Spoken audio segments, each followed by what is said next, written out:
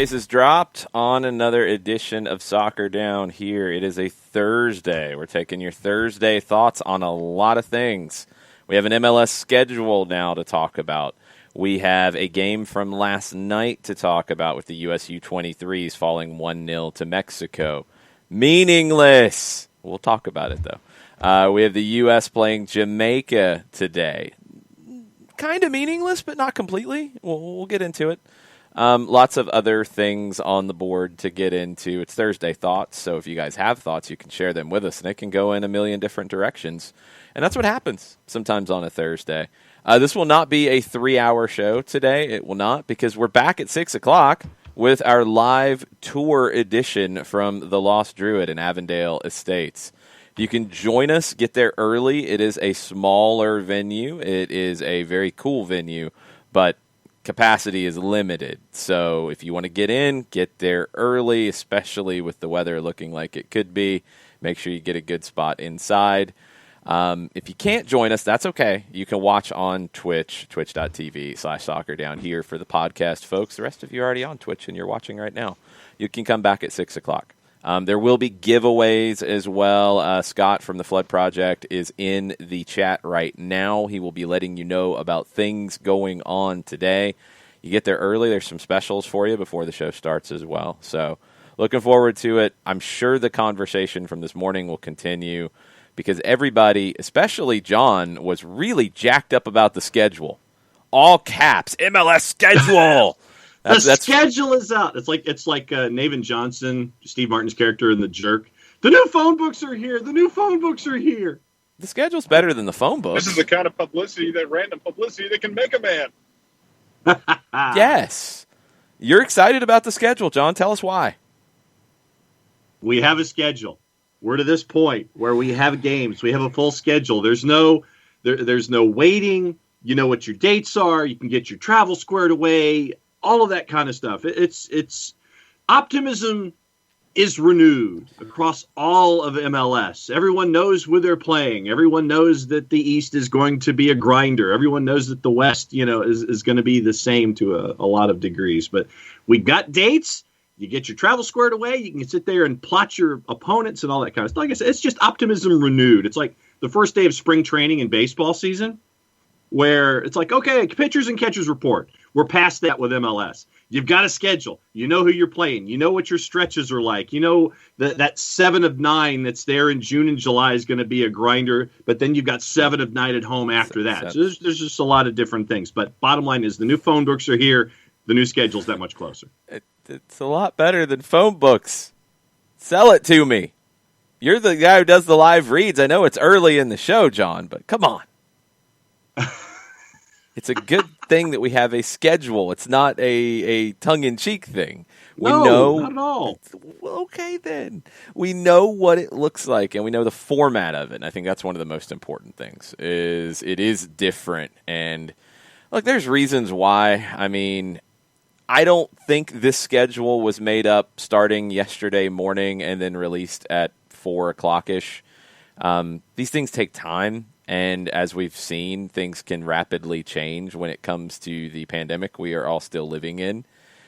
I think when the schedule was made, there was definitely a push to minimize travel, minimize interconference play, maximize regional matches, which I understand all of that. I get it. You're going to be flying charters early on as well. We don't know when that will change, if it will.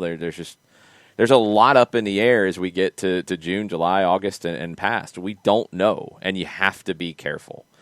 The league is careful with the schedule they created. That creates some challenges. I mean, it creates some inequities here because you have 2 games against East-West. If you're an Eastern team, you have 3 if you're the Western teams.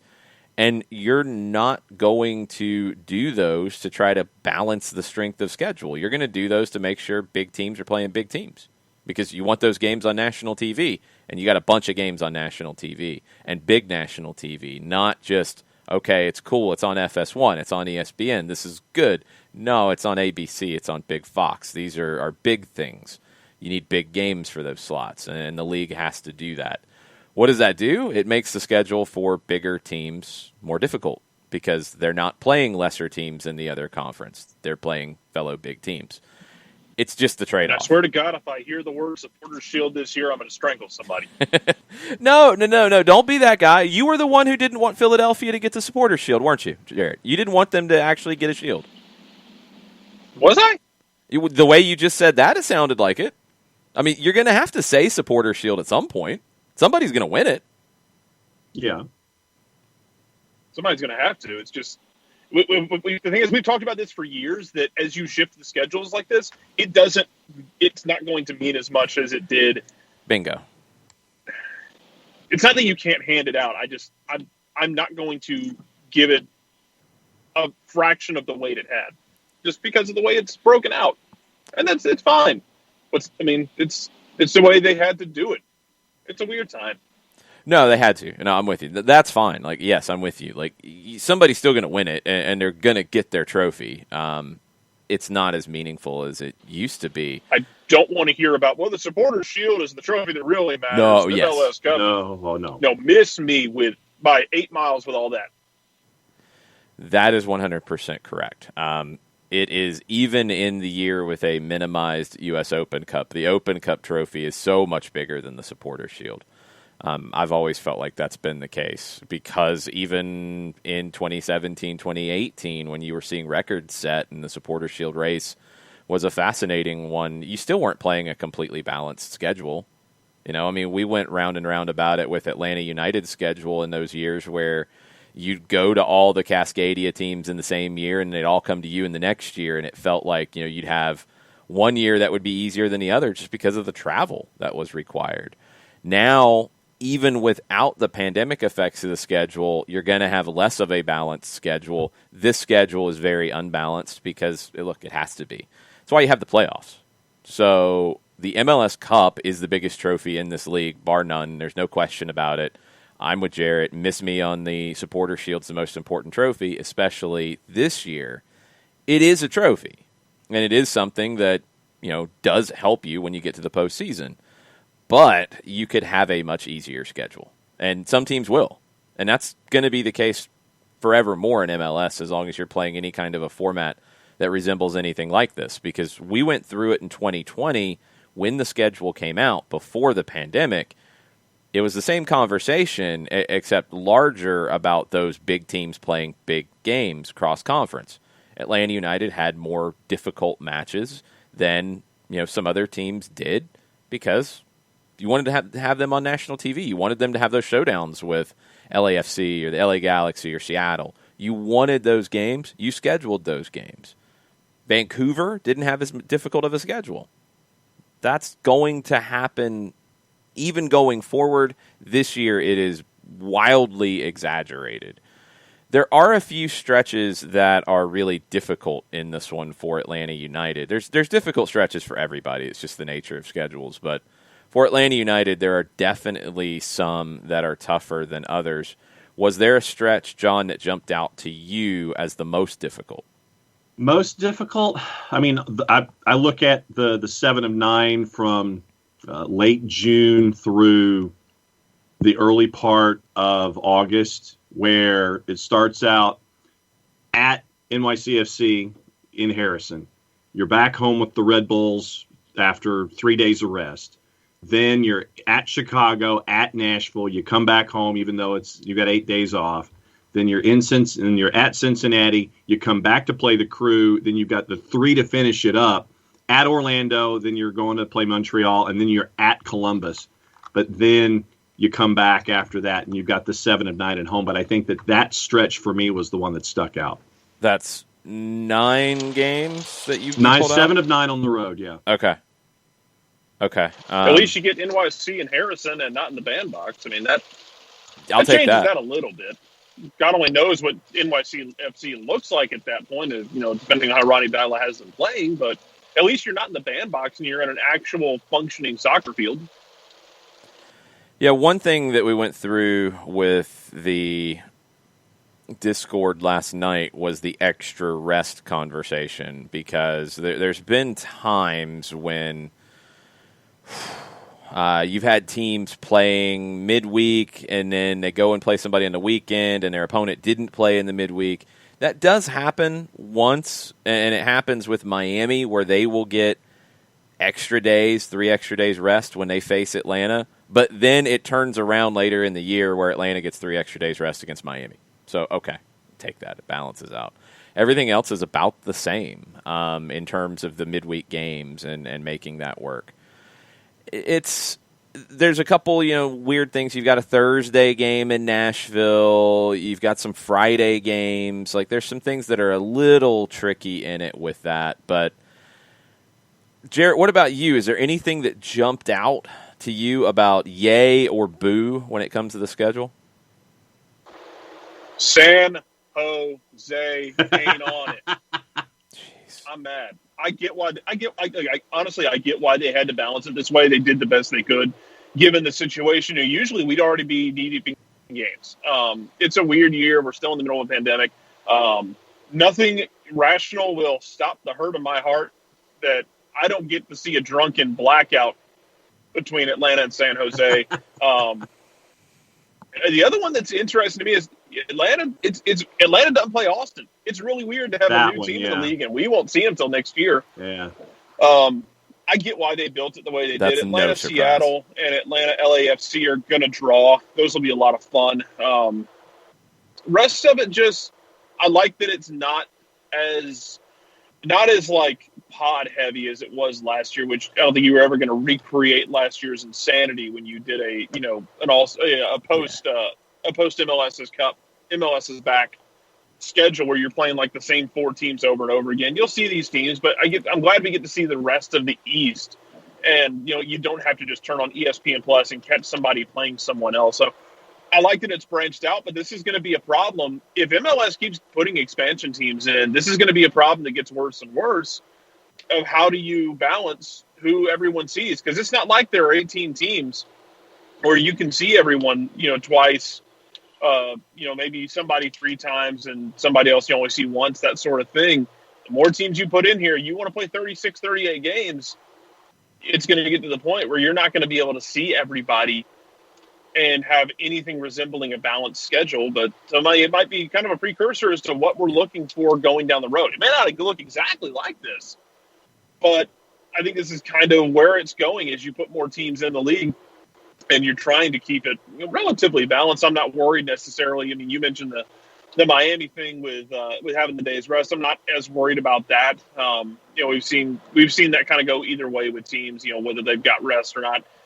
Some teams have played better when they've, kind of stayed loose in the midweek. And then, remember, it felt like the 2017 Atlanta team, when they had a long break, it was almost like the engine got cold and they needed a bit of time to heat back up.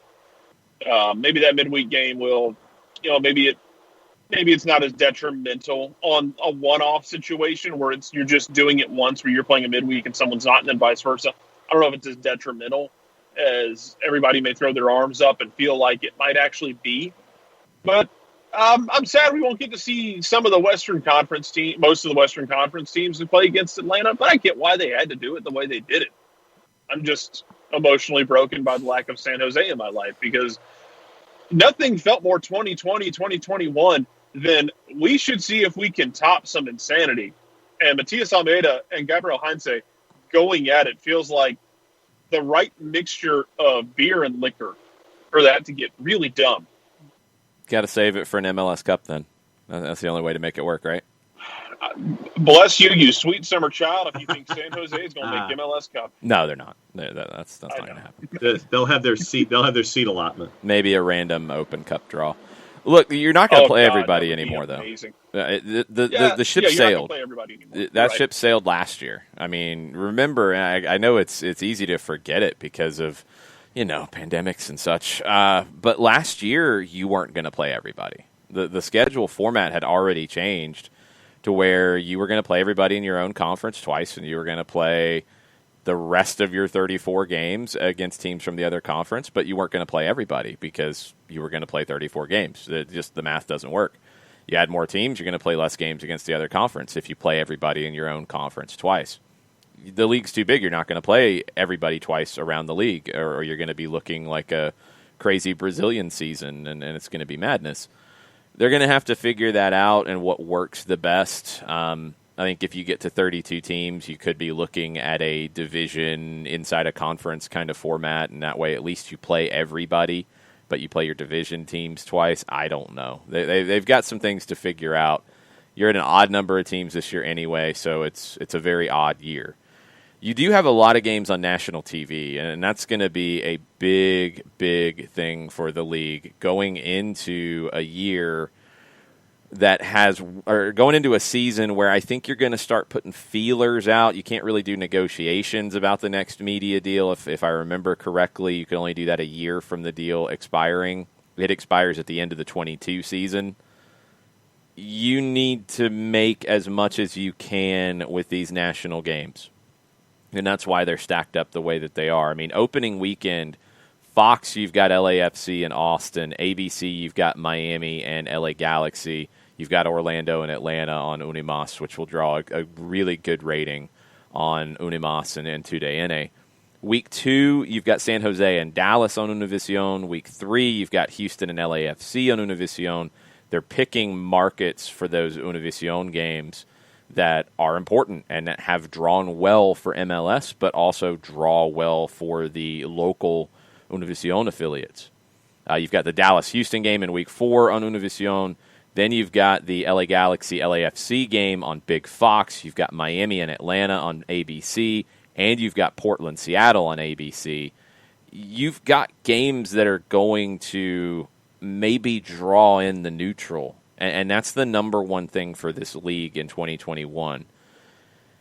It's one thing for Atlanta United to have good ratings in Atlanta. It's LAFC having good ratings in Los Angeles, Kansas City having good ratings in Kansas City. That's wonderful.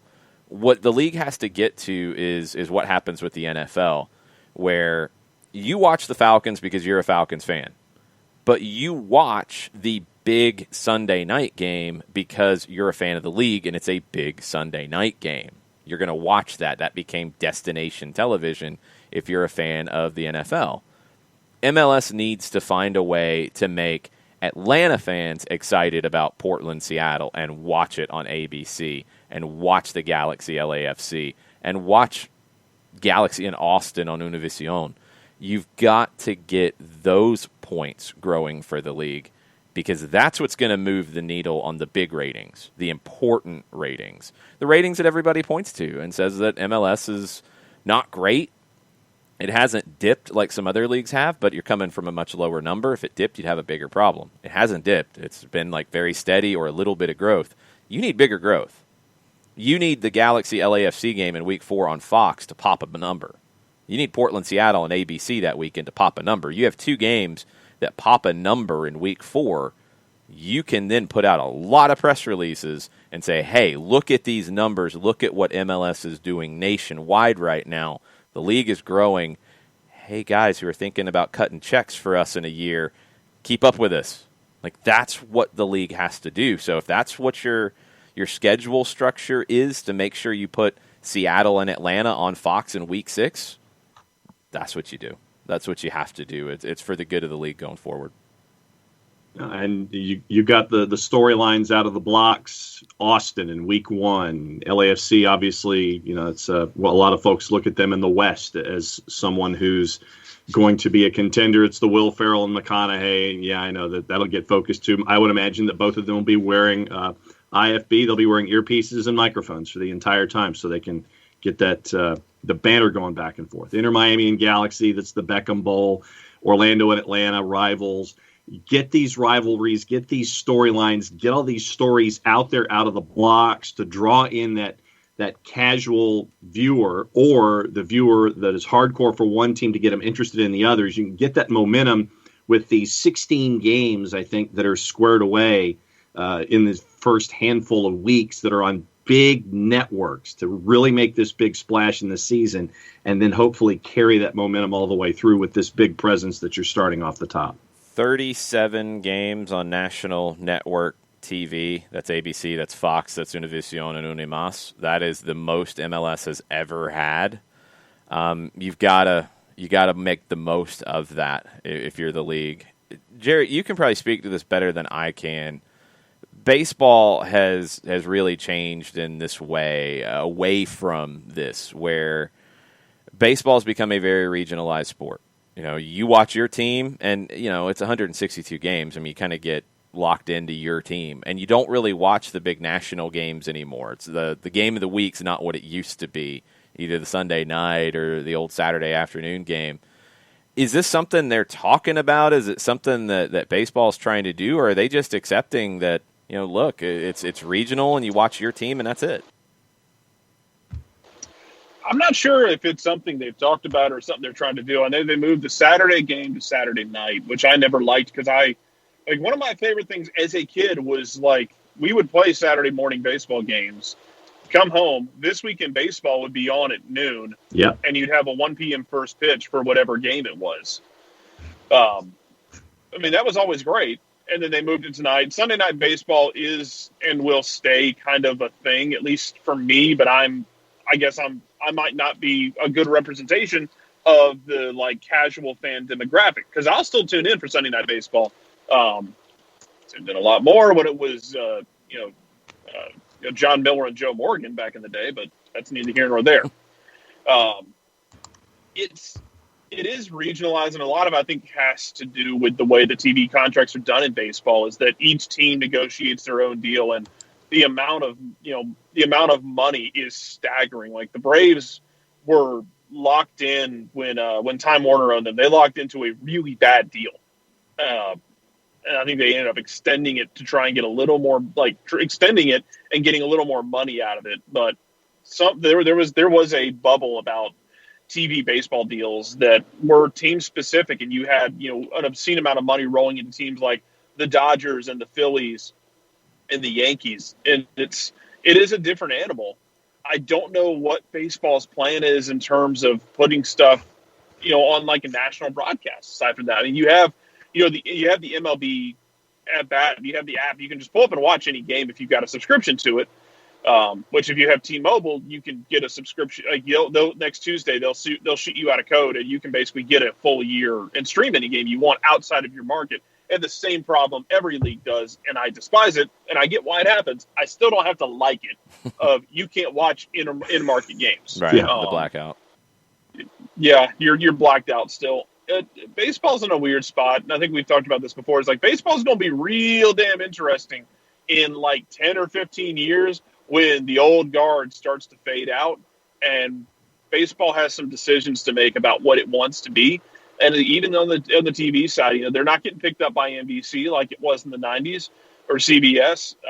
They've still got the ESPN deal for Sunday Night Baseball. They've still got Fox, and I think Fox and ESPN are still locked in for especially stuff like the playoffs. Like Fox has carried the World Series since Price was a corporal. At this point, I don't know what their plan is, because I don't know what the appeal is going to be, especially if MLS continues to push the right buttons, which I think they have. Here's the thing, and I think a lot of people pointed it out in the Twitch pitch, and it's something that MLS is going to have to be cognizant of as well. Sunday Night Baseball, why does it feel like it's always Red Sox-Yankees?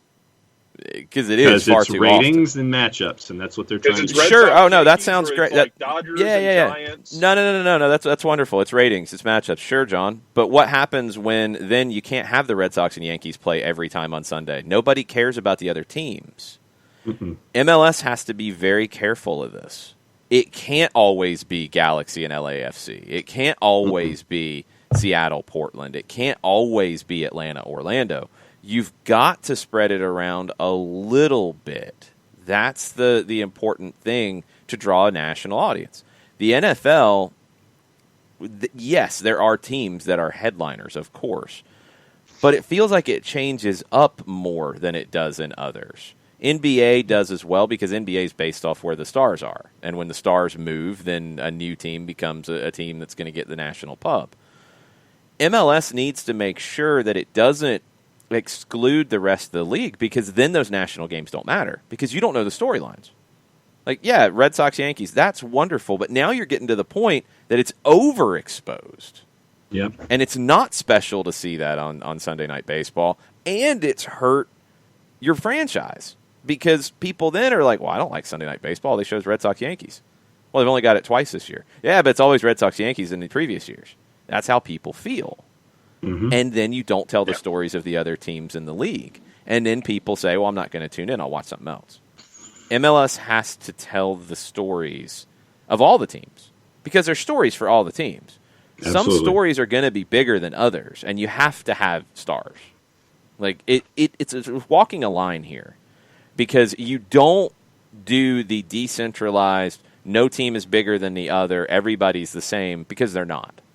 Vancouver doesn't attract as much attention as LAFC, for example. They just don't. Right now, they don't. There's no way around that. It's not right or wrong. It's a fact. So you're not going to say, we've got to put Vancouver in this game against Minnesota over LAFC playing Atlanta. No, you're not going to do that. That's bad business. But you do need to look at it. All right, we've got this game where it is New York City, who has, I think, generally drawn fairly well, which is a little bit of a surprise, big market. New York City's playing Vancouver. We need to get something for Vancouver. Let's put that one on, and we got to tell the story. Or LAFC's going to Vancouver. Okay, let's put that one on and tell the story.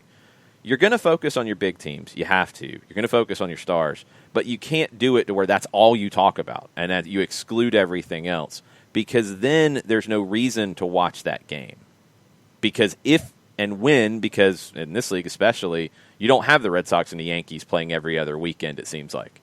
You've got now, this season, 3 El Traficos. Okay, you're probably not going to put all 3 of them on national TV either. So then what do? How do you make it work? Or you're not going to put all 3 at least on the same network. You're going to move them around. That gives you a little bit of bonus room here. But then, okay, that's 3 games out of your 37. What are you going to do with the others? You've got to be able to tell the stories of them. Things like Cincinnati, opening a new stadium, putting that one on. Okay, cool. There's your story. That's good. It's good that one's in there. You need to find those because the league needs to be a draw because it's the big game of the week as opposed to just, Zlatan's here for L.A. Oh, Beckham's here for L.A. Oh, Vela's here. It's not just that draws people. You've got to draw it because people are interested in the league. For the NFL, I mean, it's something that I don't know if MLS can replicate, but I was this guy. When I was hardcore into fantasy football, I watched the Sunday night game because usually my matchup came down that weekend. Yep. It would come down to that game, and I'd be watching a game between the Broncos and the Bears, and I didn't really care, but I'd be watching it because I was watching to see how my fantasy thing turned out. You also have the gambling element that has a big part of that, too. People will watch these games because they've got a parlay or they've got money on it or they've got something riding on it. All that happens, too. The NFL has that. What can MLS do to make these national games that are not your team destination viewing for you? And it's a conundrum the league has to figure out.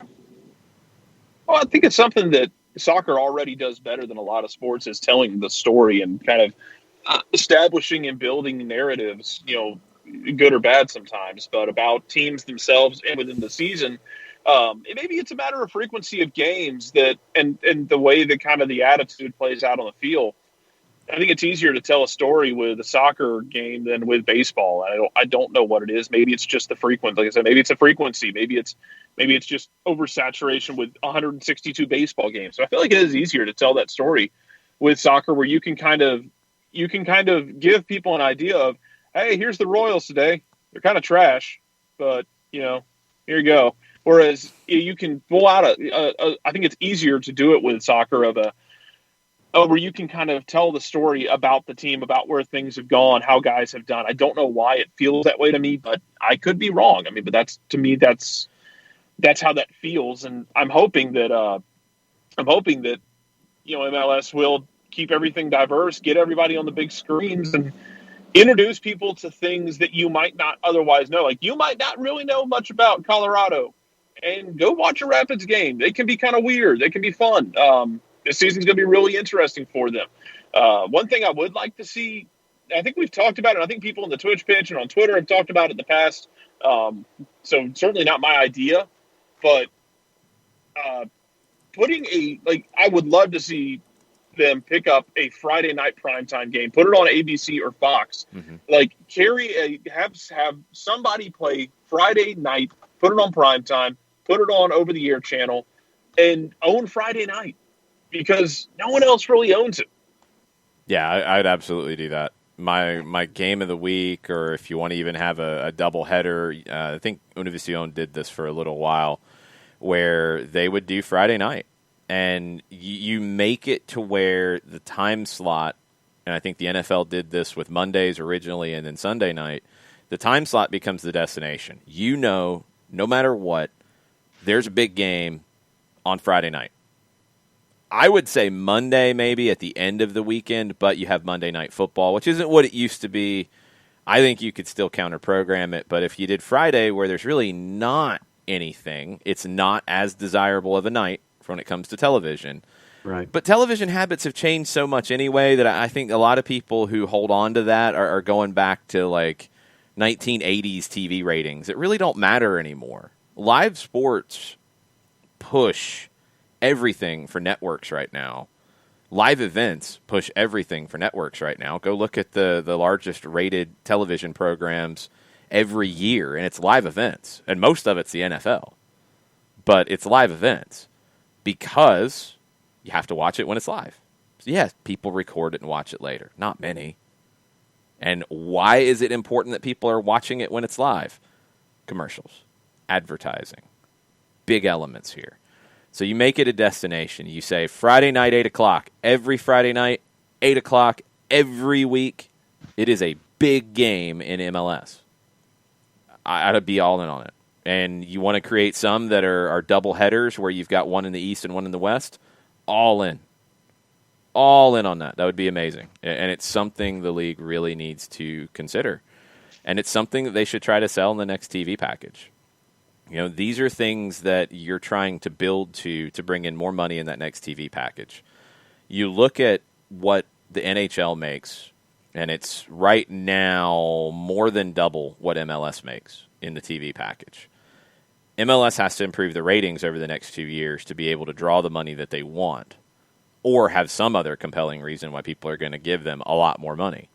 The NHL is expecting, I think, a 3+ fold increase on their next TV deal, which feels really aggressive for where their numbers are. But if they can pull it off, is that good or that bad for MLS? I don't know. I don't know the changing landscape, if it's a good thing for MLS that now ESPN Plus has lost Serie A. Is it a good thing that Paramount is all in on soccer at the moment? Does that mean CBS might be all in on MLS? Maybe or maybe not. The Premier League bidding, if NBC loses it, would they then go and try to replace it with MLS? Don't know. If they get it and CBS tries to get the Premier League and they don't, would then CBS push that money in on MLS? Don't know. Doesn't Amazon Prime come in and say, hey, all this sounds great, but we'll take that Friday night thing and we'll make it a big deal on our own and we'll give you a whole lot of money to consider something different? Does that come into play? Don't know. But this next TV deal, you saw how big of an element it was when it came to the CBA and how it was going to be shared.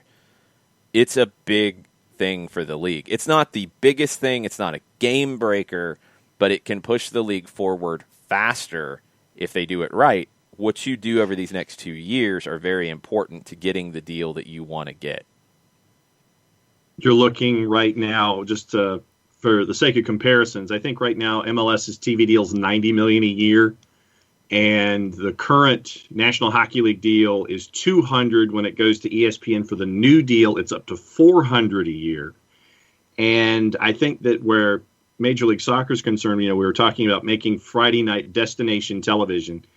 You do something at, say, 8 o'clock, and you do a little bit of your pregame show, get the game started a little after that. You take that 8 to 11, that whole primetime block, make it completely and totally locked into Major League Soccer. You own that time slot from 8 to 11 on Friday night, post game, tell the stories, lock it in there. You want to do your doubleheader, you come on at 7, do a little bit of a pregame show, do your game, do your bridge, come on at 10, do your other game, carry that all the way through. There are ways that you can own that Friday night and really make yourself appointment viewing if you're Major League Soccer, especially if you take that Friday night idea and move it forward.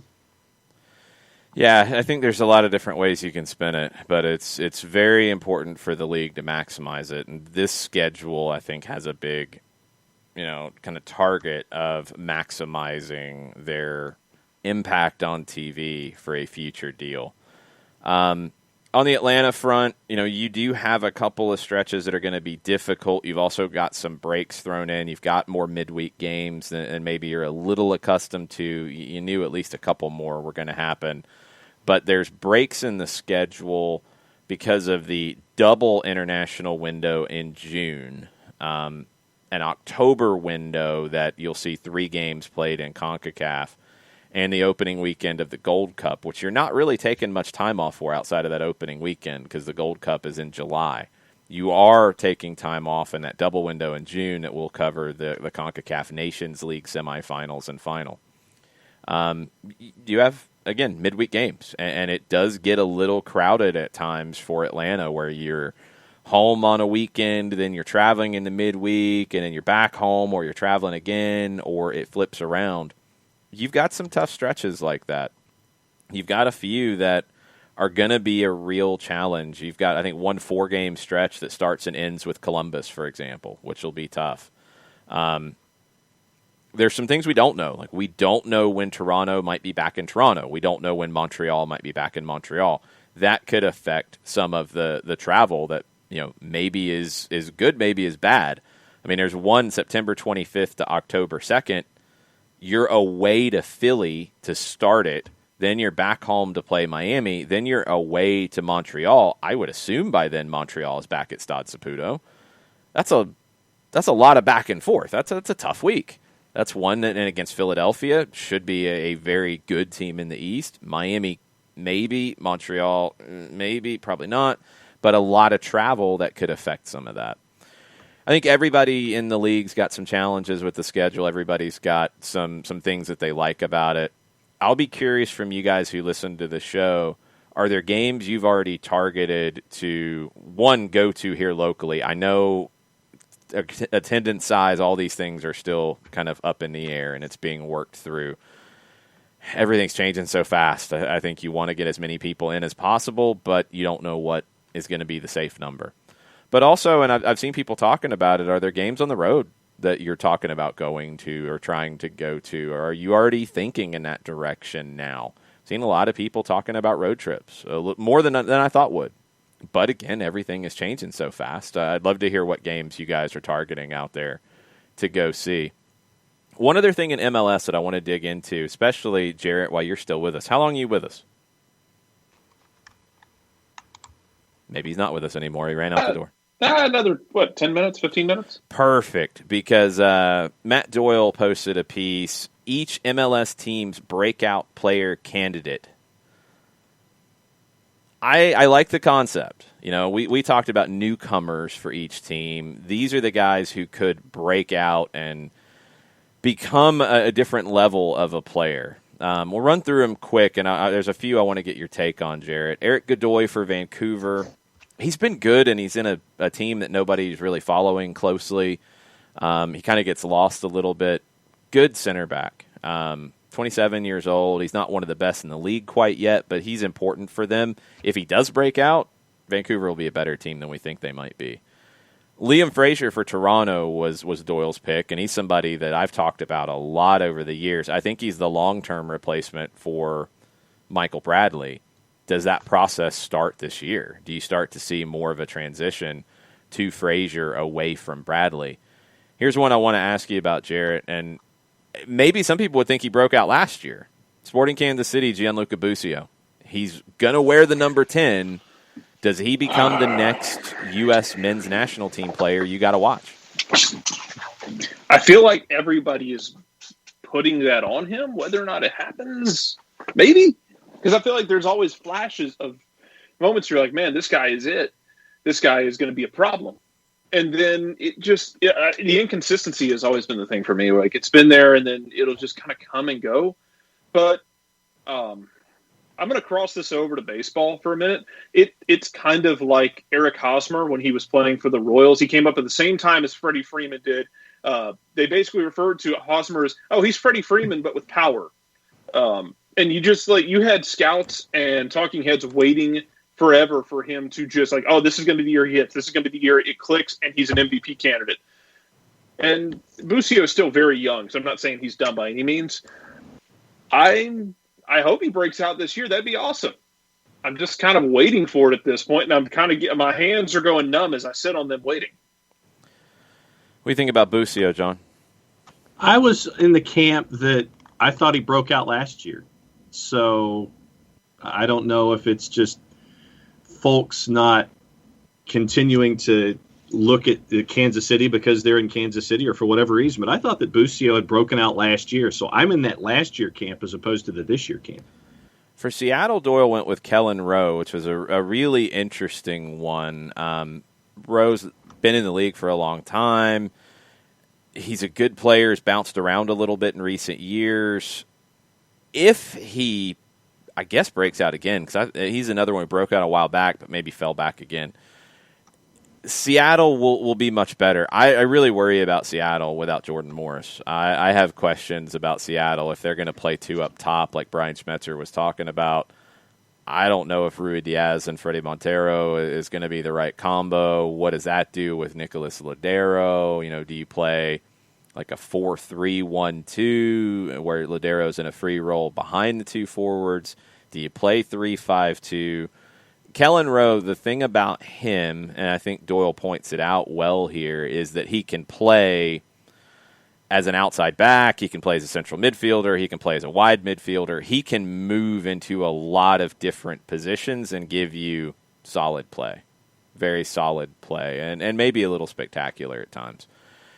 That's a really interesting way to go. I think Seattle, to be their best, needs somebody with a higher ceiling to break out, but Kellen Rowe will end up being a more important player for them than I would have thought.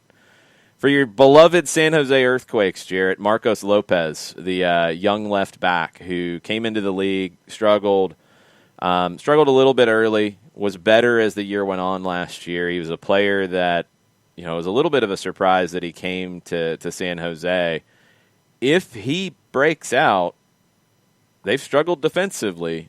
They'll be much better if they get better performances from Lopez. I mean, you would like to think. We'll see if they break out. I mean, this is going to be an interesting year for them, if for no other reason. Like, you got to have something if you're San Jose this year. Even aside from Lopez, like Almeida's got to do something. And I know he loves these projects where he's taken a smaller team. He's done it his whole career. But you got to have something tangible this year. You got to. Yeah, I mean, I believe Almeida's got one more year on his deal after this. There is some kind of a release clause because it sounded like a bunch of people were interested in getting him but then didn't want to pay that release clause. This is going to be a big year for Marcos Lopez. It's a big year for this whole team. I want to see if Eric Remedi is one of the potential breakout guys for San Jose because he's coming off of a couple of down years. It was great when he got here in 2018. 19 had ups and downs. 2020, I thought Remedi struggled. Can he get back to that in San Jose? It's going to be an interesting one to watch. I am 100% with Doyle on Real Salt Lake's breakout candidate, David Ochoa, goalkeeper. Should have been the guy last year, and I know he was a teenager. But he was so big in 2019 for Real Monarchs to a USL title, for the USU20s. He was ready to step in at 19 last year and be the number one for RSL. He is beyond ready to be the number one for RSL this year.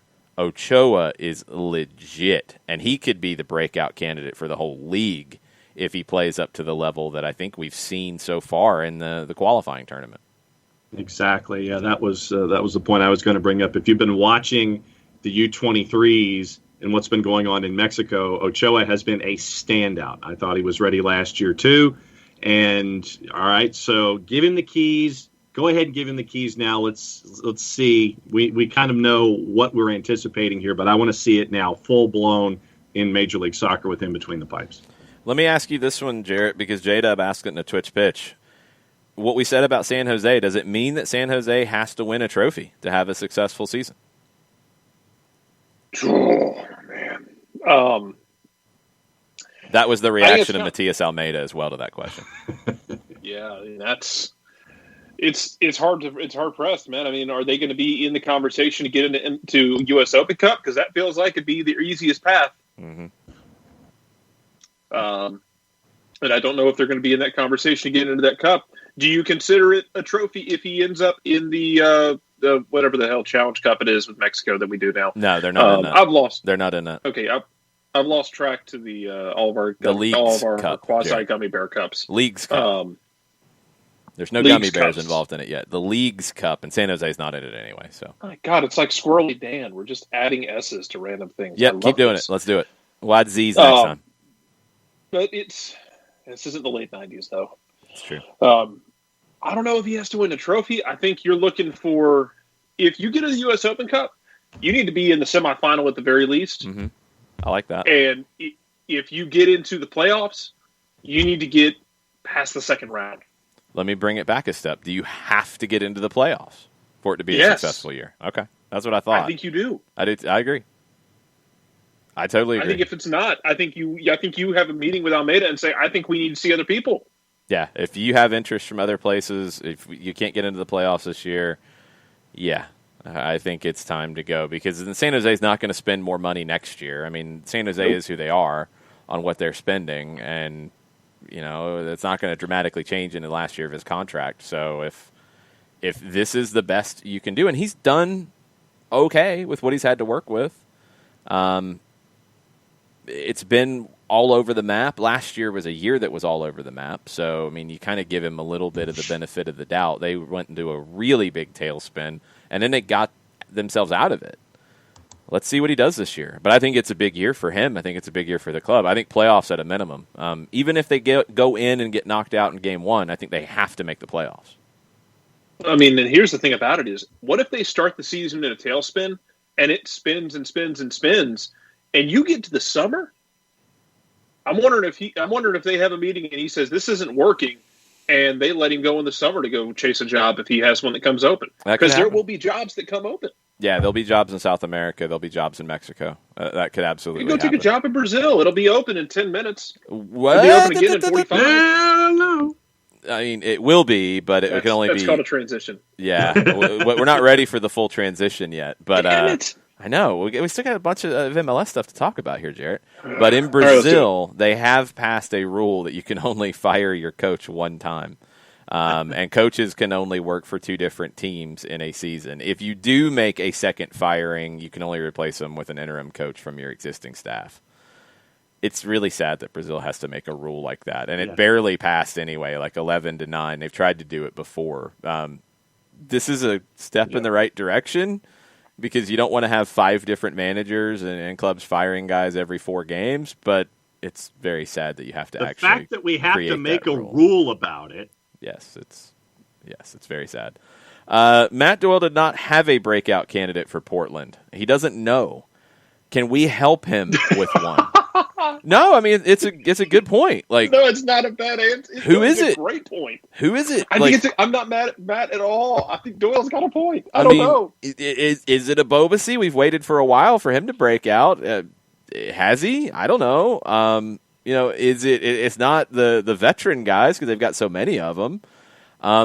I could maybe argue it's Eric Williamson, but people think he has broken out. Okay, if you take him off the board, I guess you're looking at a Felipe Mora, maybe, who you signed to a deal after the loan last year.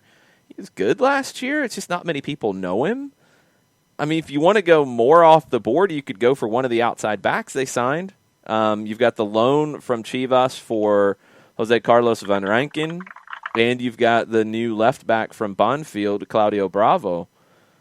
I guess one of them, if you have to pick somebody. I'll go Van Rankin. Okay. You look pained, John. You going to be okay? Mm-hmm. Well, it's. I was just going to go Bravo. It's like, yeah, okay. I mean, I don't know. Yimi Chara? I don't know.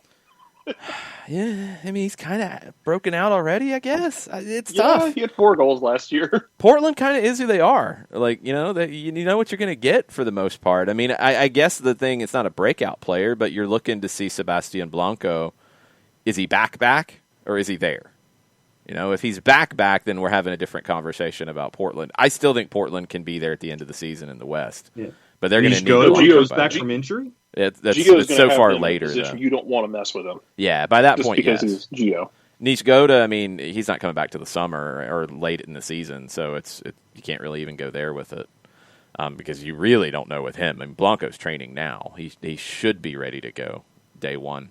Philadelphia, I think it's easy. Anthony Fontana, he's replacing Brendan Aronson. If he breaks out, they'll be really good. He's going to be in a position to break out. Simple. Orlando, Doyle went with Huan, the right back, who I think Atlanta fans know Huan pretty well because you've seen Orlando a lot. Maybe around the league they don't know. His speed is ridiculous. What do you feel about Huan, Jarrett? I think it's a good shout. I think he's been good before. I don't know. Am I crazy in like having liked him before now? I mean, and maybe he takes a step now, but I've been a fan of his before now, so I don't know. I think it could be a year for him. It could be a big year for him to become that best right back in the league. I think he has it in him. He did show some especially defensive frailties last season. He showed some mentality frailties in the postseason as well. I was about to say. That's got to change. If he can't adapt in those ways, then no, he won't be the breakout player for them. What about somebody like Ias or Alvarado if DK doesn't come back? Alvarado's a really good shout, but he's not a forward. He's a winger. It has nothing to do with DK. Alvarado just might beat Chris Mueller out. Alvarado's a really good shout. Who will be our flavor of the week on Young American Wingers then? Well, there'll be somebody. There'll be somebody for sure, but Alvarado could be that guy to replace him. I mean, Alvarado is always really a bigger good. Fish. Of course. Ricky says, I believe in Portland like no other, except maybe Uncle No Pockets. I really like Giovanni Savarese. I do. I think Portland will be there. Red Bulls, Christian Cáceres. He was supposed to have broken out by now. I thought that was supposed to happen 2 years ago. He was supposed to be the heir apparent to Tyler Adams, and it's never really, truly happened. It needs to. I don't know if it will. I haven't seen enough to say that it will. New York. Would Caden Clark count? He's broken out. Okay. Caden Clark was like the darling of the league last season in the second half, John. That's breaking out. Okay. Keaton Parks for New York City. Jared, I think you're a fan of Keaton Parks, if I remember correctly. Yeah, not my favorite, but not to say I dislike him. I don't cape for him as hard as some people do, but I am a fan. He'll have the opportunity to because you don't have Alexander Ring in that midfield anymore. I was a huge Alexander Ring fan, so it's got to be one of Parks or Sands. I mean, I think Sands is the guy that I am. I'll beat a drum for James Sands. Go. Okay, I had it mixed up. My bad. So then you're saying James Sands is the breakout candidate for New York City? I don't know. It depends on what Ronnie Dyla wants to do. And that's not as I don't mean that as a slight against either one. I wonder how Dyla sees this playing. I mean, different managers have different ideas of what they want to see and what they want to do and who they put in position. It could be one or the other. Let's say Ronnie Dyla has a nightmare start and New York City blows him out, brings someone else in, and that somebody else decides Parks or Sands, one or the other one needs to get a shot. I am a huge fan of both of them, a bigger fan of Parks or of Sands, but it's not a dismiss Parks at all. And if he breaks out, that midfield could be really fun. They're counting on it. I mean, they moved on from Ring because they're counting on Sands and Parks. Good payout for Ring too. They did great business. They did. They're counting on Maxi Morales to keep it together one more year, and they're counting on Parks and Sands to be the engine of that midfield. Well, one of them needs to be a breakout. I could see either one. New England, he went with DeJuan Jones. You could go with a lot of people for New England. Jones showed up big Buchanan last year. broke out. Yeah, I would agree with that. Super easy. I think Buchanan is broken out. Brandon Bye, I really like, but he might get passed as a right back by Buchanan in Bruce Arena's system. DeJuan Jones is a pretty good one. I mean, he had good performances late in the year for them. Nashville, I'd say he's already broken out. Alistair Johnston. Yeah. Again, we might be a little more because they're close to us and we see them a decent bit. He broke out last year when he won the right back job, and he kept it, and now he's getting into the Canadian national team. I'd say he's broken out. I think for them, the breakout candidate is the Uruguayan winger that they've added, Pinheiro. Yeah. Because he could be the one that transforms that team. He's going to get the opportunities to do it. You could even say Randall Leao, I think, for Nashville, because I don't know how big his profile is nationwide. Montreal, Kamal Miller, totally agree. Miller was good for Orlando. Montreal gets him. He'll have a lot of opportunities to be the focal point of that back line. Minnesota, how you feel? There'll be a lot of questions on that team. There will, but Kamal Miller's going to have those opportunities. I think he'll have fewer questions about him. He might be one of the stability parts of that team. Minnesota, Hassani Dotson is the breakout candidate from Doyle. I don't know what they do in the midfield, and I don't know where Hassani Dotson plays because their midfield is really good. Yeah. And he might not play in his best position, which is central midfield, because you've got Jan Gregush, you've got Will Trapp, you've got Bebelo Reynoso, you've got Osvaldo Alonso. That's 4. You're going to play 3. Then you've got Hassani Dotson. Do you move him elsewhere? I mean, what we've seen from him in Olympic qualifying, he's been great. But I don't know if Dotson plays in his preferred role in Minnesota because that midfield is so good. Yeah. I mean, we were going through midfields earlier this week, and Minnesota's a top 5 in the league already, and with the numbers that they have, what do you do with Dotson? I think it's a numbers game and trying to figure out where you're going to put him and how much he plays. All right, Jarrett, because I know you've got to go. I'm going to skip ahead to Atlanta so you can comment. No, we can keep going. I'm good with this. Let's do it. Okay. Let's just blitz through this. Oh, well, we can't just blitz through it because it is almost the top of the hour, and that means John has his spotlight performance to do. Woohoo! I don't know if that's good or bad for Okay, let's get as much time as we can. Yeah. And I'll leave when John does that for safety reasons. Yeah, that's woof. Okay, then let me get your comments on Atlanta's pick from Matt Doyle. Breakout candidate, George Bello. Of course it is. Why do you say that? What does that mean?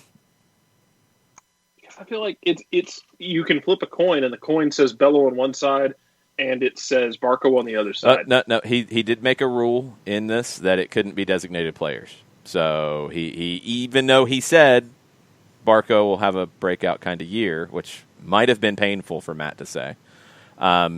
He went with Bello. He's been down on Barco from day one, and a lot of people have. He's not the only one. As he once referred to in the 2018 playoff run, they called Barco the $15 million victory cigar because he kept coming on the games late.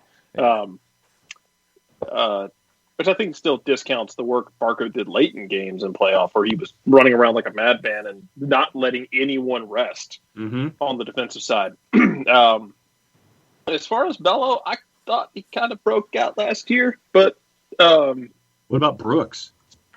Man, I think Brooks is. I think we know what he is, but I could see that shout for people who are not watching him consistently. Yeah, you got to remember this. Salt Lake. This is to a national audience, so for the national audience, maybe Bello hasn't broken out, and I think Doyle makes. I could see it.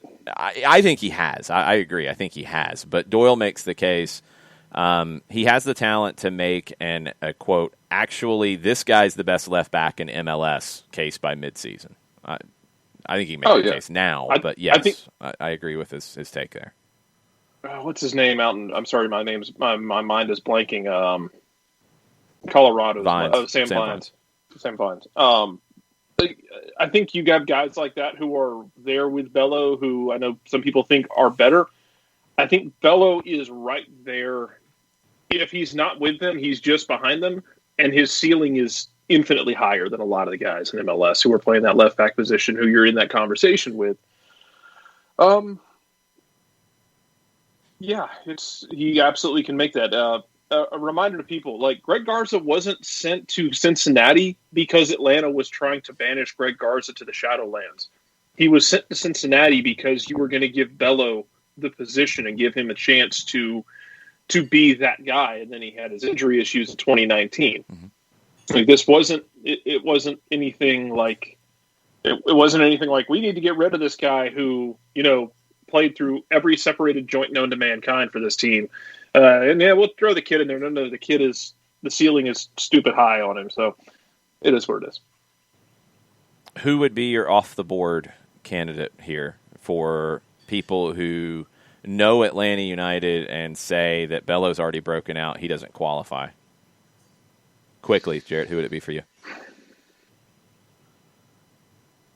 So now I feel pressure. Top of mind, yeah. I want top of mind. I want your gut reaction.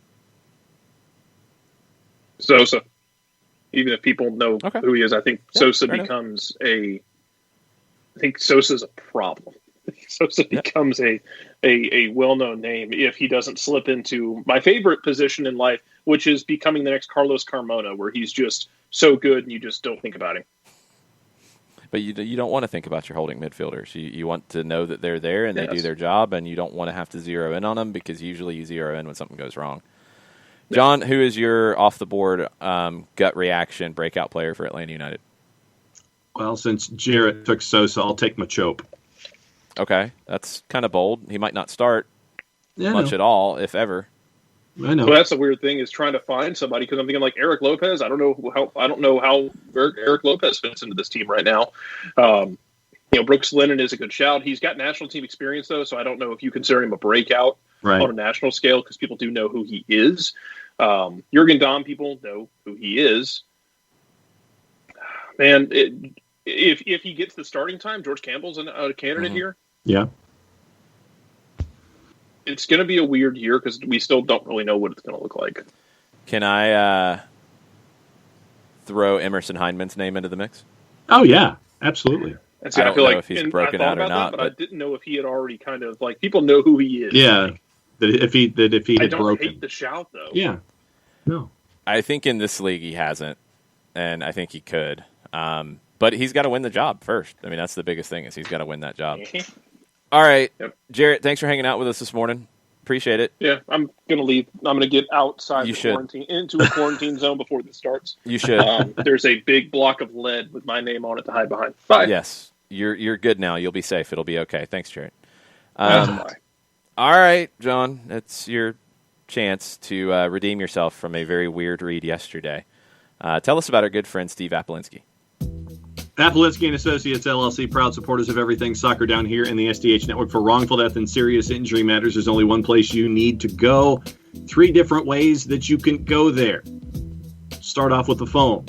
You can pick up the receiver or start your call, depending on what kind of device you use. 404-377-9191. You get a free consultation that way. You can use email and shoot Steve himself a message, STEVE at aa-legal.com. Or you can go on the World Wide Web, large device or small, type in AA-legal into the address bar, hit the enter key, the return key, whatever key advances you to the homepage of Apolinski & Associates, LLC, and you get to find out everything you've always wanted to know about Apolinski & Associates, LLC, about the firm themselves, about the attorneys, what particular cases they like to tackle, personal injury, premises liability, nursing home abuse and neglect. They even have a blog that gives you their thoughts when they have thoughts that come to mind about the legal profession and cases that they tackle these days. Over 30 years of experience, over $40 million in judgments for their clients in 2 time zones, Georgia and Alabama. That's where the clients are. Recognized as Legal Elite by Georgia Trend Magazine, recognized as a top attorney in the state of Georgia by Atlanta Magazine, part of the American Board of Trial Advocates. You can also go to the pop-up window on the page. If by looking at the homepage and clicking on tabs and finding information, you still don't have your answers, you can get it answered on the pop-up window, which is available 24/7, 365 and a quarter. Thank you, Chris Hutchison, once again. For Apolinsky & Associates, LLC, there's only one place you need to go on the World Wide Web, and it is aa-legal.com. You went back to the longer ones, huh? A lot of information for a very powerful firm, sir. Mm-hmm. You got deep into your bag on that one. All right, let's see how people felt about it. All right, let's roll back. Okay, here we go. Keep it weird, y'all. Accurate. A receiver, like as in a landline. The receiver. Some people have them. LOL. Depeche Mode energy. I like it. I have wanted to know more about Steve Apolinsky. Who is on the other side of the pop-up? Ah!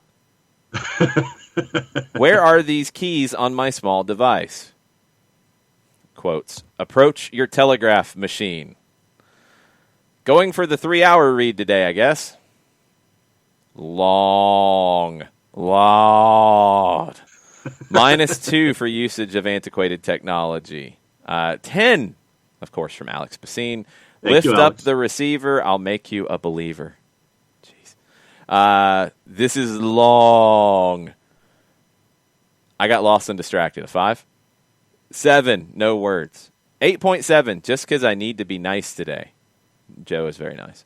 5 from Nick Alifi. Would be a 7, but he didn't mention carrier pigeons. True. Accurate. 8.1, too long, -1, -1 timing, -1 just cause, 7, average. Mostly solid, but there were a couple random things that detract. Pick up the receiver, ? Exclamation I'll make you mark. a believer. Jeez. 5. Went off the rails early, 4. 3.5, seemed to drag. Mentioning of a receiver. A legal blog is probably not going to convince people to use a legal firm. Yeah, the blog thing did get really weird. Long and all over the place with ad-libs, but kept it together, 8.3. John loves to sabotage himself, 10 to a 3. Wow. Missed the read, but I'm not Alex Basine. You get a 6. It's like the dunk contest minimum. I thought that was 7. 8.5, pretty decent for audio only. That was a very good read, 9.5. Don't let anybody tell you different, Byrne tells you. Thank you, Byrne. Byrne and Alex Basine are like John's biggest promoters here on the read. It's very funny. There were some things that got weird in there, but we'll just move on because I don't know if I want to revisit them and try to figure them out. Back to the breakout candidates. There were a couple of questions with mine about Emerson Heineman asking what has he not shown, what could he show that he hasn't shown, something along those lines. I think just consistent performances. He started last season really strong, and then second half of the year he wasn't that player. You know, if he can put together consistent performances, whereas we're rating out of 10, if he can put together consistent 7.5s and 8s, that midfield will be very, very good. And I think where he can do that is in the final third. I think where he fits best into this team is as one of those central midfielders that can find space between the lines. I think he does well finding space, but he's got to produce something with it. That's the question. That's the part that hasn't been consistent from him, is gets into the right spots, and Saturday was a good example. Gets into the right spots, gets opportunities, gets looks, and then shots blocked. It felt like he had 4 or 5 blocked shots in that game. He's got to produce when he gets into the final third and gets into those good spots. And if he does, I think he can be a breakout candidate. If he doesn't, he'll be what he's been. Okay. And I think he can be better than that. Miami, the candidate from Matt Doyle's Robbie Robinson. I would go Matias Pellegrini because I think Pellegrini is very, very talented, but he's got to be played in a position that he can break out in. Yeah. I don't think Robbie Robinson's going to have that opportunity either. But Doyle points out, and these are a couple things that we need to hear from a national perspective. Phil Neville has name-checked Robbie Robinson as a top young talent multiple times in preseason. So he's talking about him. That's a good sign. Miami also has, and as Doyle points out, it's accurate. They should be. They've taken a beating for picking Robbie Robinson over Daryl Dike in the Super Draft last year. Dike was picked 5th. Maybe there's a little bit of pressure, as Doyle asks, and I think it's a good question, to say, no, Robbie Robinson is a good player. See, we're going to play him. He really was worth the pick that we gave. I'm not 100% sold on him. I think Pellegrini's the better chance for a breakout, but Doyle makes a good case. I mean, if Neville's talking about him and they feel pressure to play him, he might get those opportunities that Pellegrini doesn't. Pellegrini should get them because they paid a lot of money for him. Yes. And they should play him and find a spot to play him in a position where he can be impactful. But we'll see. Miami is a conundrum wrapped in 500 questions, and I got no answers for him just yet. LA Galaxy breakout candidate, Julian Araujo. 19-year-old right back. We've seen him in the Olympic qualifying. Yeah, I mean, he could be. I don't know who else would be the candidate for the Galaxy to be a better choice. I mean, unless it's somebody like a real surprise at center back, one of the homegrowns. There's not really another one. I mean, it's hard to say that Efrain Alvarez hasn't broken out, you know. I mean, I don't think it's going to be somebody like Cameron Dunbar. So he's probably the option by default here. The only other one I could come up with would be somebody like Derek Williams, who you brought in from Blackburn. And if he gives you a better center back performance than Steris or Giancarlo Gonzalez, then your defense will be better. If he can give you that, maybe he becomes it. But Araujo by default, I'm okay with that. LAFC, this is a bold pick. Cal Jennings, who was signed from Indy 11, who was drafted last year by Dallas and didn't get an opportunity. He played in USL Championship last year. He moved to Indy. LAFC wanted him bad enough to pay Indy, who he hadn't played for, a small transfer fee, but a transfer fee nonetheless. Okay, one other thing that some of the players that I've said wouldn't fit in Doyle's case because he's saying no first year in MLS players, but he's breaking it with Cal Jennings. Cal Jennings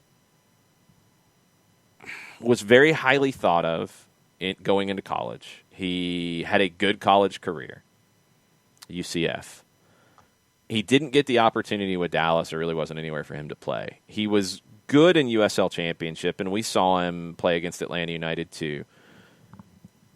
If he is a breakout for them up top, one, that means that the trade they made for Corey Baird was a waste. But you didn't know you'd get Cal Jennings until later on, so I guess. If he is their breakout, that would be massive for LAFC if they get Cal Jennings as a number 9 who can score around 10 goals and can make the offense flow better. I don't see it yet. I think the breakout's probably more somebody like Corey Baird, who can go from being on a team in RSL and getting some attention with the national team program to a big team and being a big part of an attack. I think it's Baird, but Jennings is a bold pick.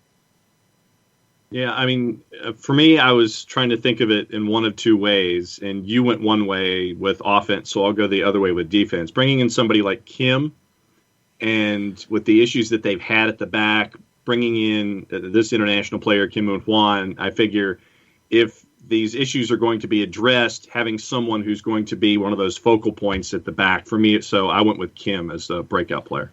Well, and as I said, like Doyle's rule was no first year in MLS players. He kind of broke it, even though Jennings was drafted in MLS the year before.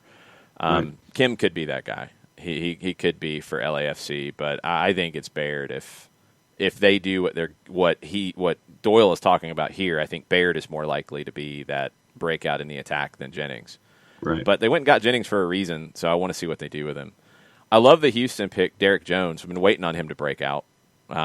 He didn't in Philadelphia, although he showed flashes. He didn't get the opportunity in Nashville because that midfield was crowded, and he got bumped to the side.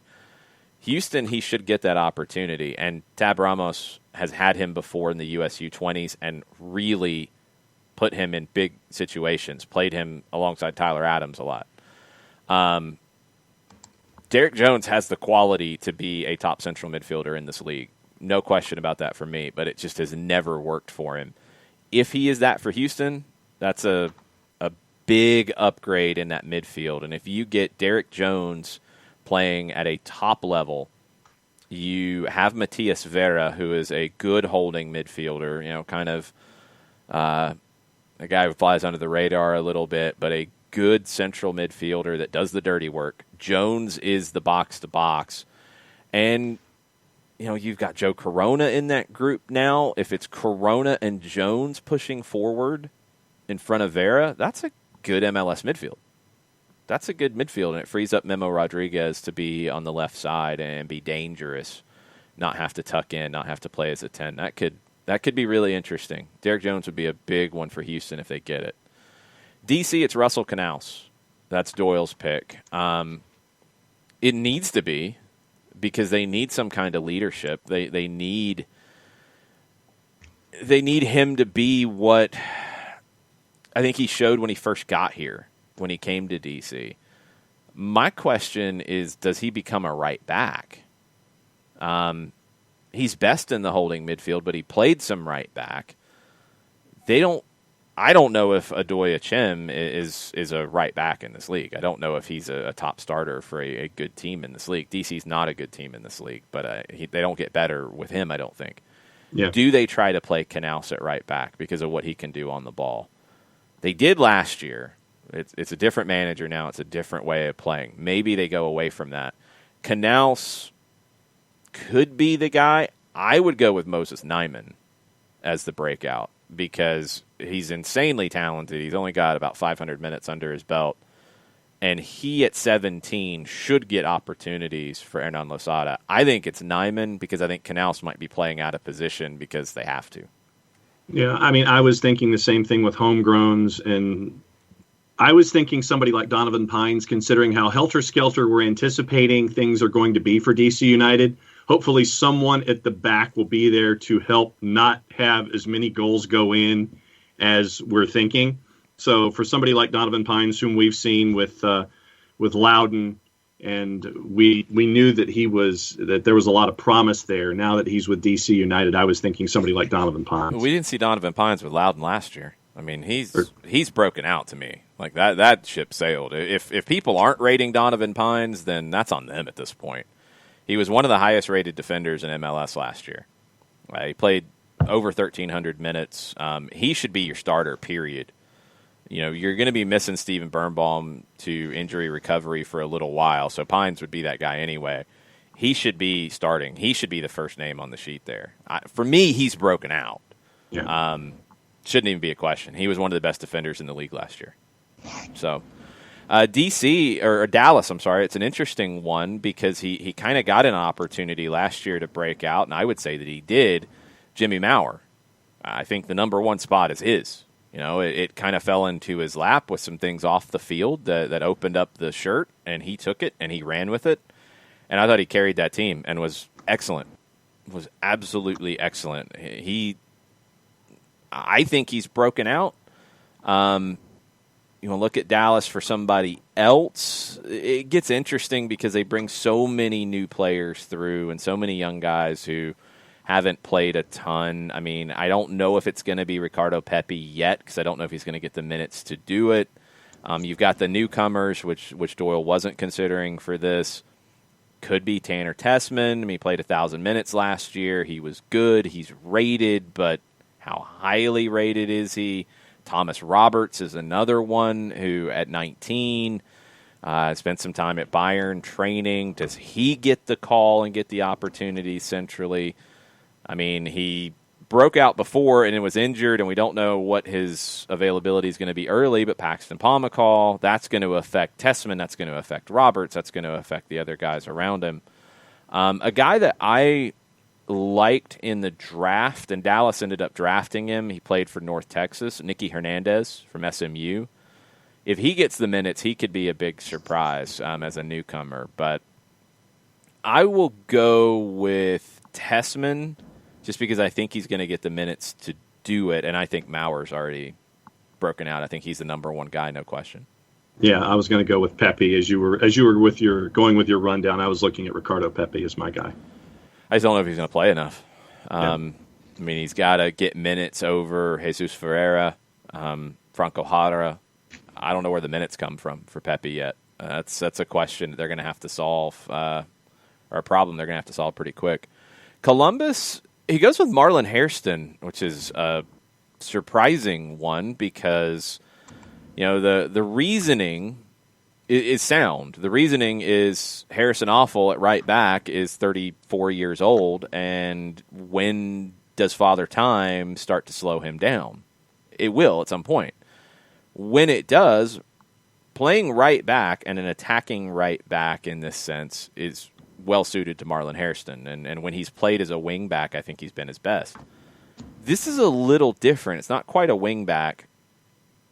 I'm not sure he is the best fit for right back in this system. I'm not sold on that just yet. So if you're going to go for a breakout on Columbus, it's tough because they're established. Yeah. I mean, Milton Valenzuela, Jonathan Mensah. You could say Vito Wormhor, the Dutch center back who got hurt in the MLS's back tournament and only played 100 minutes because he'll be healthy. That would be my pick by default. The midfield is Nagbe and Artur and Zelarayan. It's probably Molino and Pedro Santos and Jossie Zardes up top. Luis Diaz isn't going to get the time, I think, to break out, although he has the ability to. I don't think Aiden Morris is going to get the time. I think it's Wormhor by default because he's the only new starter for Columbus who's going to play enough to be a breakout star. Yeah, for me, I was going to say Morris, but once again, it would obviously come down to playing time. Considering what we saw at the end of last season, could he get the minutes and the time out there? We saw one game. Yeah. We saw one game, John. It was one game. It was MLS Cup. It was a big game, but it was one game. You think he's going to put Darlington Nagbe to the bench? No. Artur to the bench? No. Zelarayan to the bench? No. So then how does he break out?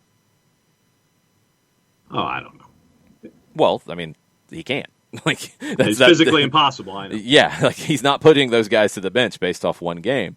So if there's an injury, sure.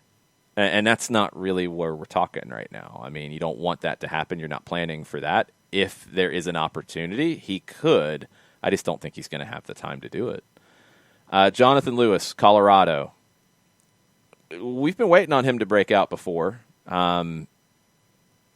I've wondered if the hype train has been a little too strong on Jonathan Lewis from time to time. I don't know what Colorado's attack looks like. I think we know Diego Rubio up top, probably, but Andre Shinyashiki will fight that. On the wings, you've got Michael Barrios now from Dallas, who's come in. You got Lewis. You got Brian Galvan, who came in last year from Colón in Argentina. You've got Nicolas Benezet on the other side. You're going to play two of those four, Barrios and Lewis, I guess is where people's heads are at. Centrally, Jack Price is good. Cole Bassett is good. Kellen Acosta is good. I don't know if any of them would be a breakout. Maybe Bassett because he hasn't played a ton in the league. On the back line, Rosenberry on the right side, although I keep waiting for Sebastian Anderson to get that opportunity. We saw him 2 years ago when he was 16 and surprisingly really good, and he's been kind of blocked since Rosenberry came to town. Austin Trusty, we've kind of waited for him to break out. He should get the time at center back to break out. Lalas Abubakar, people think, has broken out. Is it Abubakar and Trusty? Does Danny Wilson continue to get time? Sam Vines is broken out. Goalkeeper's probably going to be William Yarbrough, who I don't know if he's a breakout guy. I guess it's Lewis by default. You could argue Bassett. Yeah, because Bassett would have been my arguing point. You could argue Bassett. You could. I don't know if he's established yet, so he could break out. Cincinnati, Doyle goes with Frankie Amaya, which I love the pick. I don't know what the situation is with Frankie Amaya in Cincinnati these days because, one, is he going to play? Is the time going to be there for him to play in a midfield with Medunjanin, Makocho, Acosta, Alan Cruz, and Amaya, and Caleb Stanko all fighting for time? It should be because he's incredibly talented, but does he get the opportunity, especially after the offseason where it sounded like he wanted to move away? I don't know. If you go in a different direction than Amaya, I would go with Zico Bailey at right back because he's going to get the opportunity to make that position his own. He's 20. He's young. He's going to get the opportunity to be a starting right back in this league. I don't know if he's 100% ready, but I think he's going to get more minutes early on than Amaya does. It should be Frankie Amaya. It should be, because he should be a star in this league. He should be a star in the youth national team programs. I don't know if it will be because of just whatever's going on in Cincinnati or whatever's going on with him and Cincinnati. Right. No, right there with you. I had Amaya as my pick, but obviously if we don't know what's going on, we don't know if he's going to be out there. So, but yeah, Amaya for me was the number one guy. What do you think about Francisco Calvo for Chicago as the breakout? Why do you make that noise about him? It's just, I thought that he kind of broken out and was established as a player, though. But you went, like you don't like him. Why? What's the problem with Calvo? It's sometimes I think that he's too hot for his own good. I think that it is. So you didn't like Leandro Gonzalez Perez or Franco Escobar either. What's the difference? What's the difference? No, what's the difference? Hey. What's the difference? Tell me, because I don't think there is one. I don't know. It's just maybe because of Calvo, whether it's because of one thing he said after a game that is being held against him for years. I'm not talking about post game. I'm talking about unnecessary actions that led to red cards that hurt your team in times when what's the difference between two other guys? Fine, point taken. You win. Keep going. No, I'm asking because you're. It's just, I don't know. I guess because if it happens, if it happens to Atlanta, that's why I'm sitting here and going against Francisco Calvo. It's just like, dude, what are you doing? It's like having a brain go walkabout. Calvo was good last year. I would argue against it because I think he's established. I don't think he needs to break out. I think he's established. The criticism of him is not about picking up cards or unnecessary things. He makes some big mistakes from time to time. It's like he loses focus. That's my issue. But he was good last year. I don't think he's the issue. I don't think he needs to break out. I think he is broken out. He's 28. He's been in the league for a while. So I would have thought it would have had to have been somebody younger as somebody that would have been a part of this idea. It doesn't have to be. It's just it's not a new situation. Like it's a continuation of last year, and last year was good. I'll go Aliseda, the left winger, because I thought he was really struggling early on, but got better as the year went on. He's talented. He's 21, second year in the league. I think Ignacio Aliseda will be the breakout for Chicago. Okay. As I'm sitting here and I'm trying to, and I think that we probably jinxed my pick because I would have said Ivanov, but since he's going to be out for 4 months, then that kind of goes away. So, yeah, Ivanov, and I'll just throw my legal pad off to the side for Chicago. Okay. What about Austin? Diego Fagundes is Doyle's pick, who broke out and then fell away and now would break out again, and he absolutely could in this team. You could argue John Gallagher. You could argue Danny Houston. That's where I was going to go. You go Houston? Yeah. I will go with... And following Doyle's rules about not being somebody who is new to the league, that takes some guys out of it for me. Houston's a really good pick. Fagundes could be, but I want to see how Josh Wolf uses him. I'll go with Houston. I think he's going to get the opportunity to be the number 9 from day one, and he has been good in that position when he's been healthy. He was never consistently healthy with San Jose. Is he now? We'll find out. We'll find out if he can be that guy. And then maybe by default it might end up being Andrew Tarbell. Yeah, kind of.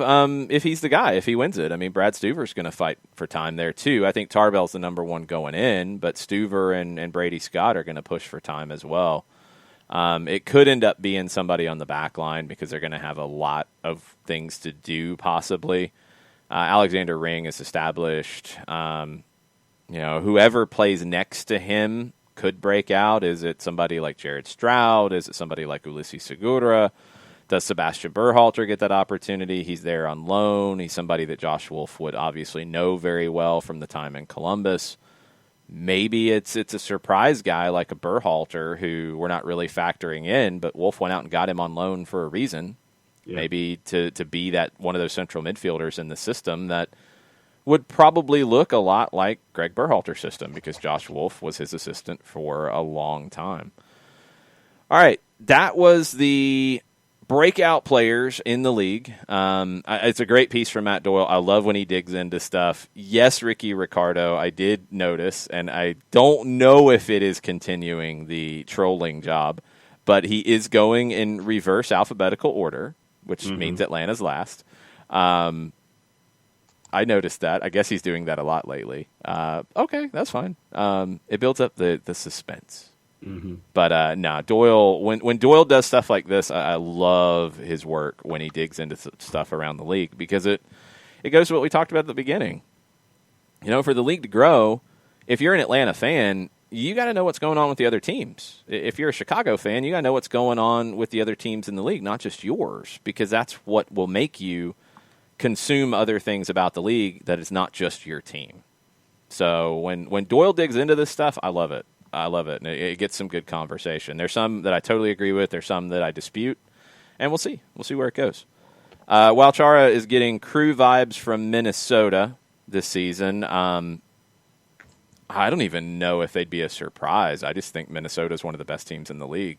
Yeah. The question is the midfield and what direction Adrian Heath goes. My guess is it's Trapp, Gregush, and Reynoso. But Hassani Dotson's going to have to be on the field somewhere, and I don't know where. Does he play as an attacking right back? Then you're sitting Roman Metanir. Does he play as a winger? Well, you've got wingers already. Where are you going to put Dotson? Who does he displace? Because Gregush is one of the best central midfielders in the league. Reynoso is an old-school throwback number 10 who's outstanding, and now he could have former running buddy Wanchope Abila up top. Those two having that connection from Boca should be an even better pairing than it was with Molino. I don't know where Dotson goes in. And that's going to be a question for Adrian Heath. How does he now manage a roster that is good and has options? And it's not just, I've got 11 guys who can start that are good and then other guys who can fill in. It's competition now. And how does he manage the minutes? How does he manage that stuff? That's going to be what we see out of Adrian Heath this year. Yeah. Ricky Ricardo's going with Jake Mulroney as the breakout this year. Could be. I don't know how much time he gets, but it could be. I think he fits the system. His speed off the bench is going to be a problem, and when he starts, it's going to be a problem for teams. He's going to be in space to go 1v1, and he loves to go 1v1. I mean, so much about Gabriel Heinze's system is about creating 1v1s for the wingers. That suits Jake Mulroney just fine. It just depends on how much he plays. Coco is flipping a coin between Bello and Lennon. Another element of the system is the outside backs are going to have a lot of opportunities to attack. Bello and Lennon are perfectly suited to that, so could be. Sam Williamson goes with Machope. Again, I just think it's minutes. Just how much are there, for him? If he gets them, he looks like he's making the most of them so far in preseason. Does he continue to get them? Just have to see. He's unique. He's a really difficult player to defend. And if he can continue to evolve off the ball, yeah, Machope can play in this league. Machope can be an impact player in this league. I think he's got that ability. A lot of back and forth about Barco. Is he a breakout guy? Is Bello already broken out, et cetera, et cetera. Kefsey says Sosa's not a designated player. Right, he's not. If the team excels, he'll be so important. I totally agree. Totally agree. Sosa will be critical because of the position he plays and the way this team will play. Will says, and this is a bold one, I think Brooks Lennon becomes a lot like 18-19 Gressel with a full year of Joseph Martinez. I think he gets a lot more assists. Mm-hmm. I thought he created a lot of quality chances last year, and there wasn't anybody to put them away consistently at times. There will be this year. He'll create opportunities from the wing. And I think the other thing about Lennon that's different than Gressel is he's not just going to stay wide, as we saw on the run on the ball from Abdoulaye Diop on Saturday. He'll make that long diagonal run to get in behind for himself. He can score goals for himself. He's sneaky good in the air. Brooks Lennon will be a very impactful player in the system. If he gets all the rotations, if he gets, to the way that Gabriel Heinze wants his right back to function in the system, he's going to get opportunities in the final third that are not typical for a right back. He's going to get those chances to impact the game. Yeah, and that was why initially one of the thoughts for my breakout was someone like Brooks and what he could do in this system. But obviously for Machop, it'll come down to minutes. But yeah, Brooks was my number one thought with everyone else as we were going through it this morning. Joe says, "Where is Hosetu? Doesn't look promising." I don't know. That's the thing, is I have no idea. Nothing's been said to say that it's not promising. You got a highlight video from the scrimmage with Chattanooga yesterday that doesn't show you everything. So I don't know if he played. I don't know if he's hurt. I don't know what the situation is. I wouldn't jump to it not being promising, but I just don't know. If he's had he could have had a hamstring pull, and he might be out for a couple of weeks. That happens in preseason all the time. We just don't know. So, I guess with no information, we go to the negative, but I just want to wait and see what's said. He's going to get an opportunity to push. I mentioned Heinemann as a breakout. Hyman's got to win that job consistently, and Hosetu's a player who can win that job and play in that role. I thought one of his best performances last year was in a similar kind of role in the old 3-4-2-1, where he was one of the attacking central mids in front of the two holding, and he looked good in that. And I think he can play that role. We just need to see him. That's all, and see how he fits, because it's a different set of responsibilities in that. And that's why I think it suits Emerson Heinemann. Coco says Heinemann is a meh midfielder. He makes too much money in a salary cap league to be meh. We don't know how much money he makes, first off, because salaries weren't released last year. I'd wait and see that number. There's been speculation it's been high, but we haven't seen it yet. He's going to be asked to do different things in this system, and that's a key. I think what he's going to be asked to do suits him really well. I don't know if he is a box-to-box central midfielder. I think he could be a deep-lying central midfielder because I like him on the ball. I think in this situation where he is going to be picking up space between the lines, he's going to be finding that space in the gaps, especially with what you'll have on the outside of him with Jurgen Damm, stretching the field wide with his pace, but also very wide, with Brooks Lennon making darting runs inside, but also overlapping sometimes, bringing Jurgen Damm inside. If Heinemann can interpret the movements well, he's going to get free a lot of times in dangerous spots. And then he has to deliver. He absolutely has to deliver with that time. That's what it gets to. Byrne says Heinemann's a complimentary midfielder. When everything around him works, he's fine, but he doesn't control the game, which is his job as a midfielder. Not necessarily. All midfielders don't control the game. And if you have Santiago Sosa, who's going to control the build-up, and if you have Ezequiel Barco, who's going to control a lot of the, chance creation, Heinemann is in a spot that is complementary, and that suits him, and that's good. In this system, you could get the best out of him. Again, he's got to produce. That's just what it's going to come down to. I think he can get in the right spots. I think he's a good fit for the guys around him. I think it works. Doesn't work if he doesn't produce. He's got to produce more than he did on Saturday in those spots, for example. I know, look, if people want to run down the tracks and start the train on it about Hosetu, go for it. I just don't know if there's a problem. That's all I'm saying. There's been nothing said to me. There's been nothing said publicly that there is an injury, that there is a problem, that he's on the way out. There's been a lot of speculation. I'm just saying wait till there's something to say, because we don't know.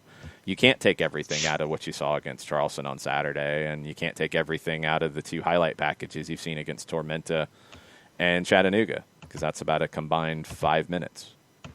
That's all. But if we want to create a narrative, then create a narrative. It's all good. Let's see. J-Dub, there is a snappy video. It's out there on the Chattanooga game. You can watch that. About a minute and a half. So not even 5 minutes from the other two games. Less than 5 minutes. Let's see what else we got. We got to get into two things with the national team. We've got the U23s from last night. I want to hear people's thoughts. And we've got the senior national team today against Jamaica. I want to hear what people are looking for in that game. What did you think of the game last night, John? Last night, you learned what one mistake can do.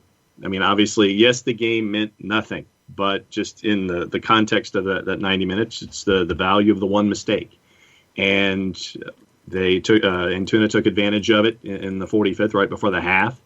And there were some moments for the U.S., I want to say late 50s, early 60s, where the game was very fast-paced from one end to the other. I thought that Jordy Mihailovic was man of the match. Of course, I think he was also being marked as the guy that Mexico is going to selectively foul and to try to slow things down as with him as the centerpiece of all that. But no, I mean, I thought that I once again I was focused on Antuna, and for me, I know that Antuna is a problem, and you got to see his individual efforts there. But I loved what I saw from Ochoa.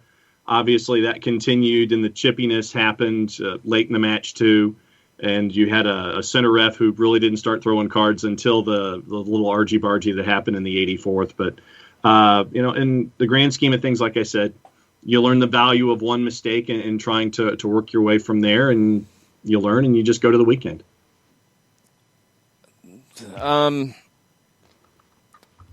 Mexico's a better team. Mm-hmm. They are. I mean, that's just a fact. I think everybody knows that. Yep. Especially... Okay, they're a better team. They're closer to the A team. This wasn't even your best team in this tournament for the U.S. because you're getting ready for the weekend.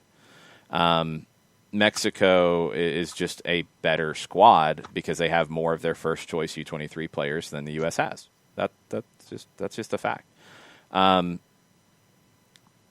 They still could have been better last night, and I think you have to look at it with two angles here. Like, does it matter? No, it doesn't. You played well enough. Like, it's you didn't get blown out. You don't have to worry about lifting the team up from a bad performance. You don't have to freak out about any of it. So that's good. You avoided something like that. Cool. Sunday's what matters. The semifinals what matters. This game didn't matter in that sense, and you didn't do any damage to yourself with it. Yeah. That's good. You still could have been better in this game. There's no way around it. Yes, everybody got all excited about Ochoa pulling a Cruyff move to evade Antuna. That doesn't mean anything in the game. It's cool that you got a goalkeeper who can do that. It's just better that he's good with his feet. Hopefully you don't have to have your goalkeeper pulling moves like that on a regular basis. Ochoa has been excellent. I thought Pineda was much better in this one than his first performance. Kessler is showing you he is a quality center back at this level and a quality center back with New England. The outside backs I didn't think were great. Aaron Herrera and Julian Araujo. Not outstanding, not horrible. Just kind of there. Dotson has had good moments in this tournament. Perea from Orlando, I'm high on him. I don't know exactly where he fits into a midfield that plays in this way, though. He's not exactly a 6. He's not exactly an 8. He probably would be best off in a double pivot. Johnny's had a bad tournament. I like Johnny. I liked what we saw with him with the senior national team. He hasn't looked good in this tournament at all. I don't know if he's just fatigued. I don't know if it's just a bad run of form. He has not looked good. Soto did not look good yesterday, and I'm very high on Sebastian Soto. It wasn't there for him yesterday.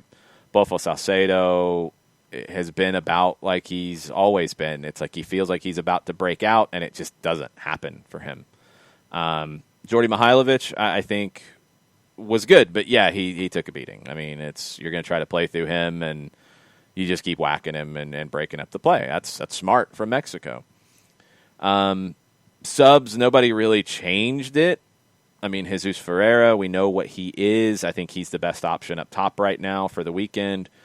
Jonathan Lewis, can he produce more than Salcedo can? Both of them feel like guys who show you glimpses but don't put things away. Jackson Ewell, I think people have been a little hard on him in the tournament. He will be there Sunday, and he'll be critical. Benji Michel's a guy I want to see more. Benji Michel's a player from a wide position that I do think is creative and I do think can impact games. I would go with Michel over Lewis and Salcedo in a wide role. That would be my pick, and I might be out on an island on that one, but I'm very high on Benji Michel as a winger, a creative winger. Tanner Tessman's a player I've wanted to see more. I mean, he hasn't played a ton. He's one of the younger guys in this group. I think he could give you more of what you're looking for in the midfield. I do. It wasn't good enough to get a result last night. It was good enough for what it was. If you play Mexico again in a final, which won't matter for anything other than a trophy at the end of it, you can go lights out and you can be better than you were here, and you'll need to beat them. But it's all about the weekend. It's all about the weekend, and we don't know who they're going to play just yet. That will be determined today. The other group is a little strange in this regard. What's the table in it right now? Well, effort Group B's table here. And it's the whole idea is to have spacing, John, so you can actually sit there and look at things.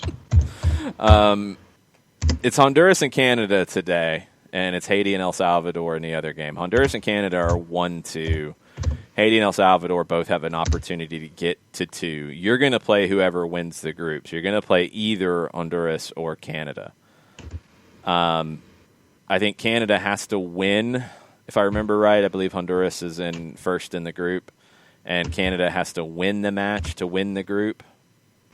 That's who you would play if that happens. You're probably looking at Honduras. Yeah, right now Honduras is ahead on goal difference by 1 goal over Canada, both at 4 points. El Salvador is ahead of Haiti in goal difference right now with 1 point, -2 to -3. So you will get Honduras if it's a draw. You will get Honduras if they win. If Canada wins, you'll see Canada.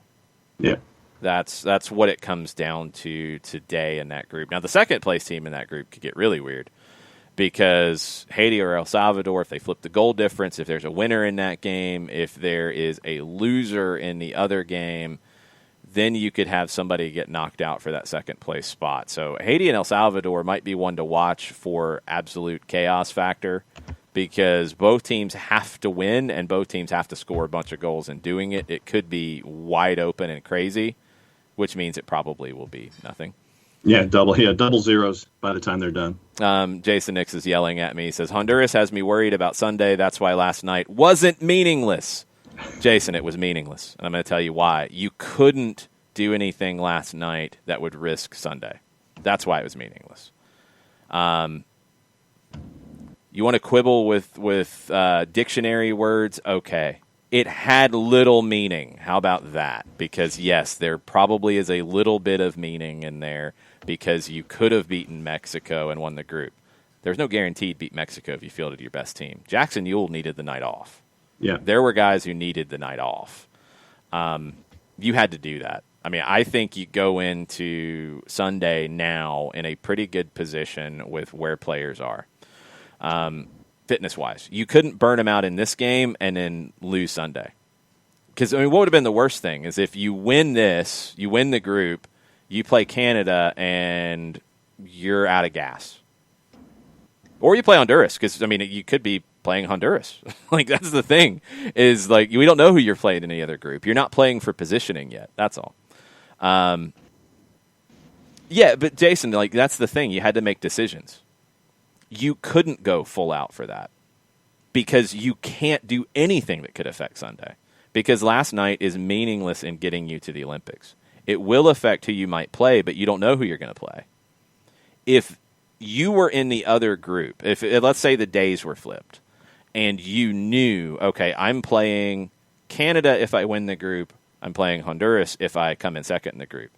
Then you might be more strategic about it if you think there's a huge difference between the two, and I'm not convinced that there is. okay, maybe then you're thinking about it more, but not knowing it, because anything could happen in Honduras and Canada today.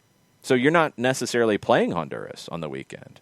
And I don't think Honduras should be feared more than Canada in some dramatic way. So you couldn't do anything to affect that. You had to make sure you're going to be going into Sunday at full strength. That's all. And you didn't play badly. You know, it's not like even with the changes you made that it was a disaster. You had opportunities. You were in the game. I mean, you lost 1-0. You're okay. You're fine. And you're in a better position by resting like somebody like Jackson Ewell, not playing him 90. You're in a better position by thinking about Sunday first. You had to do that. Maybe meaningless wasn't the right words. Well, Jason, but this is the problem. Okay, we're going to go back and forth here on this because this is important. Ask Mexico and the fans in the stands if it was meaningless. They don't put you in the Olympics. I'm sorry, they don't. U.S. and Mexico, I know the meaning of it. I know the rivalry of it. I get that. I'm with you. I understand. But you could not sacrifice. And that's the thing. And you said it. Like, you couldn't go full bore into this game to beat Mexico in a game that doesn't put you in the Olympics. When you have a game to put you in the Olympics 3 days later, you had to put Sunday first. That's going to affect your lineup. They didn't go out and not try to play. They didn't go out and just sit back and defend. They played their game, but it affected your lineup. And that's why it was meaningless, because you had to prioritize. It didn't matter if you beat Mexico here to get you to the Olympics. Maybe it gives you a better matchup. It might not. You might have said, well, I got to beat Mexico here because I can't play Honduras. Honduras terrifies me. What if Canada beats Honduras today? Then you're playing Honduras. Like, you couldn't even control that element of it. So there was nothing to do with the matchup. Sunday's all that matters. Sunday's everything. It's the final. Yes, I know there's another game if you win it. It's a trophy. Then you can go all out against Mexico if you get there. The fans don't put you into the Olympics. You got to get to the Olympics. You had to do everything possible to give yourself that opportunity on Sunday. It was more important. And that's why you didn't play some players. That's why you played some off the bench. It didn't change the way you played in the game, but it did change the way you lined up because it had to. It had to. You couldn't worry about Mexican fans booing you or cheering their team. You can't get caught up in that. That's ego. Ego doesn't book you a ticket to the Olympics. Getting a result on Sunday does. And you should get a result over Honduras or Canada. You should. You shouldn't be scared of either one. You should beat either one of them. If you don't, you failed. Period. Style of play is better. There's definitely steps in the right direction, but you got to qualify for the Olympics. If you don't, it's a failed time in Guadalajara. And beating Mexico wouldn't have changed any of that. And the only other topic for me on the board was, I know that you had to rest some players. Jason Christ puts in Ferreira, I think, with 30 to go. I'm just glad also from a U.S. perspective, he didn't pick up another card, so you wouldn't have him on the weekend. Yep, you had to worry about that. I wouldn't have even played him because of that. I wouldn't have. Yeah, but Jason, you couldn't. This goes back to ego. You know, I understand the inferiority mentality. This has nothing to do with that. This has to do with getting to the Olympics. Mexico was better, but you didn't lay down against them. You just couldn't play all of your players 90 minutes the way you would in a vacuum because Sunday has more meaning. This game did not have that meaning. It didn't. I'm sorry.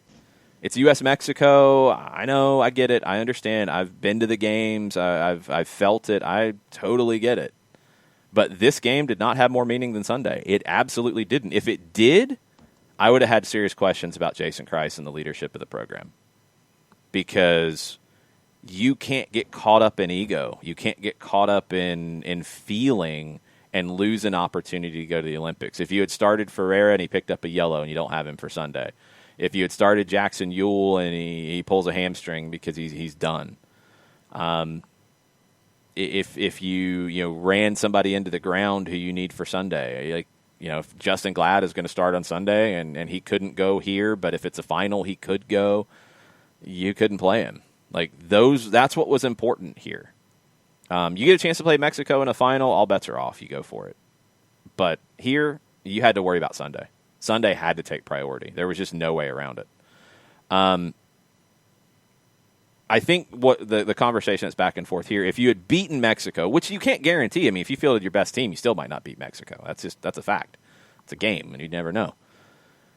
If you had won the group, you could have played a wider range of teams. By now finishing second in the group, you will only be able to play Honduras or Canada. Canada can win the group with a win today.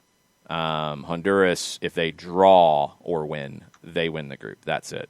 If you'd won the group, like we talked about, you could have the crazy variant where Haiti or El Salvador flips the goal difference, wins, there's a winner in the other game, and Haiti or El Salvador could bump up into that second spot.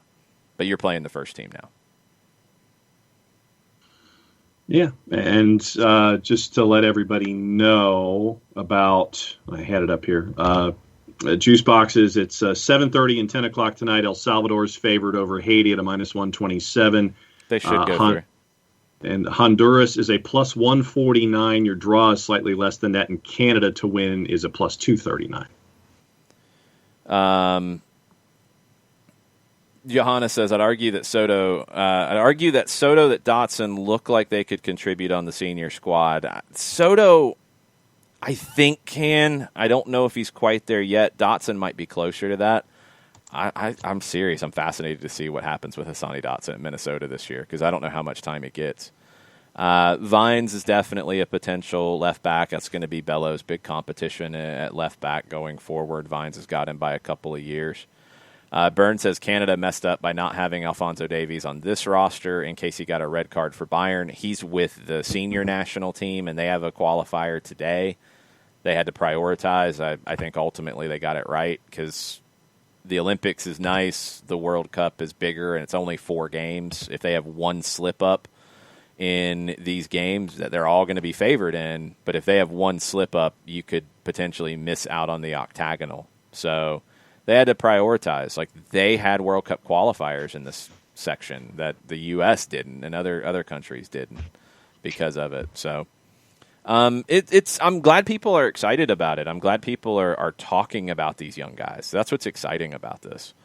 I think what we've learned, Ochoa is ready at RSL, and he's ready to be the guy in waiting, in my opinion. Stefan's the number one, but Ochoa is going to push his way into these conversations, especially if he becomes the main guy at RSL, and he should. Henry Kessler, I think, has shown more than maybe people expected. The rest of it, it's been a little hit or miss. But Ochoa has stood out, and I think Kessler has stood out. I think those are the two that have really jumped out to me. Johnny's been the one that's been the biggest disappointment because I expected more from him. Maybe he's just not quite there yet. I keep waiting on it with Salcedo, and it just hasn't happened. I've expected more from Soto, but I'm very high on him too. I'm not as down on Yule as others have been. I wanted to see more of Tessman in the tournament just because I thought he gave you something different centrally. But it's all about Sunday, and you find out who you play tonight. Today, for the senior national team, it's all about Jamaica. It's a 1 o'clock kick on ESPN2 from Europe. What are you looking for in this game, John? I'm looking that I'm enthusiastic about up top and what it could look like. I mean, the idea of having Gio Reyna, Christian Pulisic, maybe Josh Sargent up there. I want to see how that looks. Obviously, Serginho Dest, Yunus Musa. I mean, this is what I'd like to see for a long time going forward. When you've got Reyna, Pulisic, Dest, Musa, that to me is where I'm going to be drawn, obviously.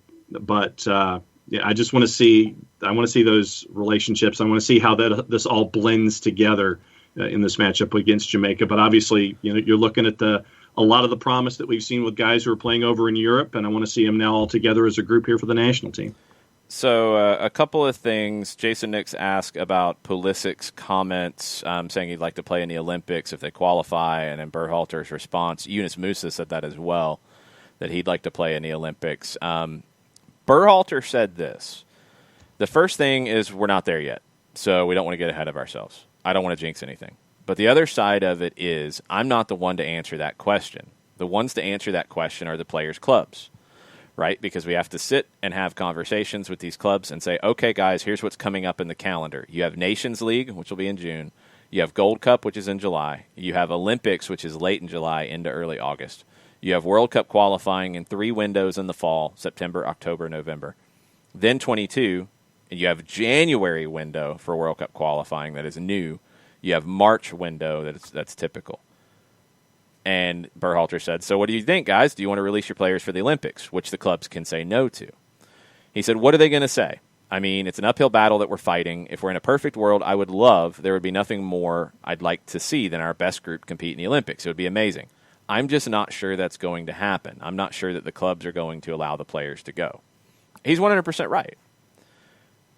You have that additional January window that is going to pull players away. You are going to play 3 games in windows in some of these. That is going to put more wear and tear on these players that you are paying their salaries for. The Olympics is the one you can say no to. The question for Pulisic and Musa are, will they be looked at as starters with the clubs that they are at when the Olympics call-up comes? They might not be, and they might be allowed to go. Also, how hard do the players fight for it? This happened with Lionel Messi at Barcelona in 2008. He fought for it, like really big time. I think he was actually threatening legal action to be able to go. Maybe a Burofax, I don't know. But Pep Guardiola ended up letting him go, saying it would be worth it to the club in the end, and it was. And we see the feeling that you have now once you get Bartomeu out of the door that Messi has for the club. Some of that's down to Pep Guardiola making that decision for the long term. I don't know if Pulisic and Musa or anybody else in these situations will have that type of ability here. I don't know. If it's the right situation, would love to see it. I would be absolutely fine if Berhalter does not call them up for the Gold Cup so they could go to the Olympics, because I think that'll be the trade-off. Teams will say, like, well, we're not going to release them for both. We're not going to release them to the Olympics if you call them up to the Gold Cup. We'll think about it if you don't call them up for the Gold Cup. You're going to have to lobby that. The Gold Cup roster won't be its strongest. The Nations League will be in June. Gold Cup roster should be a BC team. The Olympics, you get what you can for it, but you're not going to be in control of it. The clubs are going to have to allow it. If guys aren't going to go to the Olympics, then yeah, maybe you call them into the Gold Cup. Because you can call them up and they have to go to the Gold Cup. They don't have to go to the Olympics. They have to go to World Cup qualifying as well. And those are going to be critical. The Olympics is going to be tough for some of these guys. I think you'll get a couple maybe because of their club situation, and you won't call them into the Gold Cup in consideration of that, but you won't get everybody that you could. It won't be the absolute U23/24 team. It can't be. Berhalter's right about the clubs. You got to negotiate. You got to lobby. Yeah. And, which competition do you get them for? Which competition do you want them for? It's going to be a delicate dance because it's the demands, the wishes of the player, the wishes of the club, making sure that everything's healthy for club, what they need to do with their seasons. It's a big juggling act that this is going to be with all these elements that you have with all these competitions and all these players that are looking forward to represent their country. We're going to finish with this. We have not seen a lineup yet. It's about 2 hours away, so it's early for that. What it could look like today from the U.S. perspective. I know, Jason, you asked about Jamaica. It's a little hard to tell because Jamaica's got some problems with bonuses and paying players, and they've got some disputes that they got to solve. So I'm not exactly sure where this would rank for them as an A, a B, a C squad. For the U.S., who pairs up with John Brooks? Is it Aaron Long? Because I think that's still a question going into big games. Who's it going to be? Serginho Dest, Reggie Cannon, want to see them on the outside. I'm good with that. What does the midfield look like? Does Brendan Aronson continue the form that he's had at Red Bull Salzburg here? You hope so, because that could be another player in the mix that maybe you hadn't thought of a year ago. Gio Reyna, Josh Sargent, Christian Pulisic, is that your front three? Probably today it is. Does somebody push Sargent for time today? Do you split it till you get a look at somebody else? I would quibble a little bit with Ivis Galarcep. And by the way, if you haven't seen or heard about Ivis Galarcep, he's in the hospital. He's dealing with complications from COVID. He's doing okay. He's stabilizing. He tweeted out, absolutely one of the best in the business. And, all of our thoughts are with Ivis getting through this so we can see him in the press box this season. Sounding like it's heading in the right direction, which is great. Ivis said that Daryl Dike's loan at Barnsley has gone amazingly well, but nobody should be expecting him to leapfrog Sargent for the top striker spot. I think he can. I think he can. I think Daryl Dike could be that guy. I like the competition. I don't think it's settled yet that it's Sargent, no question about it. I think Dike could be the one to push it for it. And you got 2 games. You're going to play Northern Ireland in this as well. Maybe you split it. Maybe Sargent starts one and Dike starts the other, and that way you get a look at both in extended periods of time. But, yeah, I think Dike could be the guy long-term. And that's going to be one of the decisions for Greg Berhalter going into a lot of things this summer. Nations League, which are big games, and that'll be your absolute A group, and it'll be the last chance you'll have your full A group before World Cup qualifying in the fall. The Olympics, could Dike be part of the Olympic squad? Yeah, he could. And maybe he's in a position to be released and be able to go. But he also might be in the midst of negotiating a deal to a Premier League team or another team in Europe after what he's done at Barnsley, or staying at Barnsley. I mean, there's possibilities there that he might not be available, but he could be. He also could be your top striker for the national team.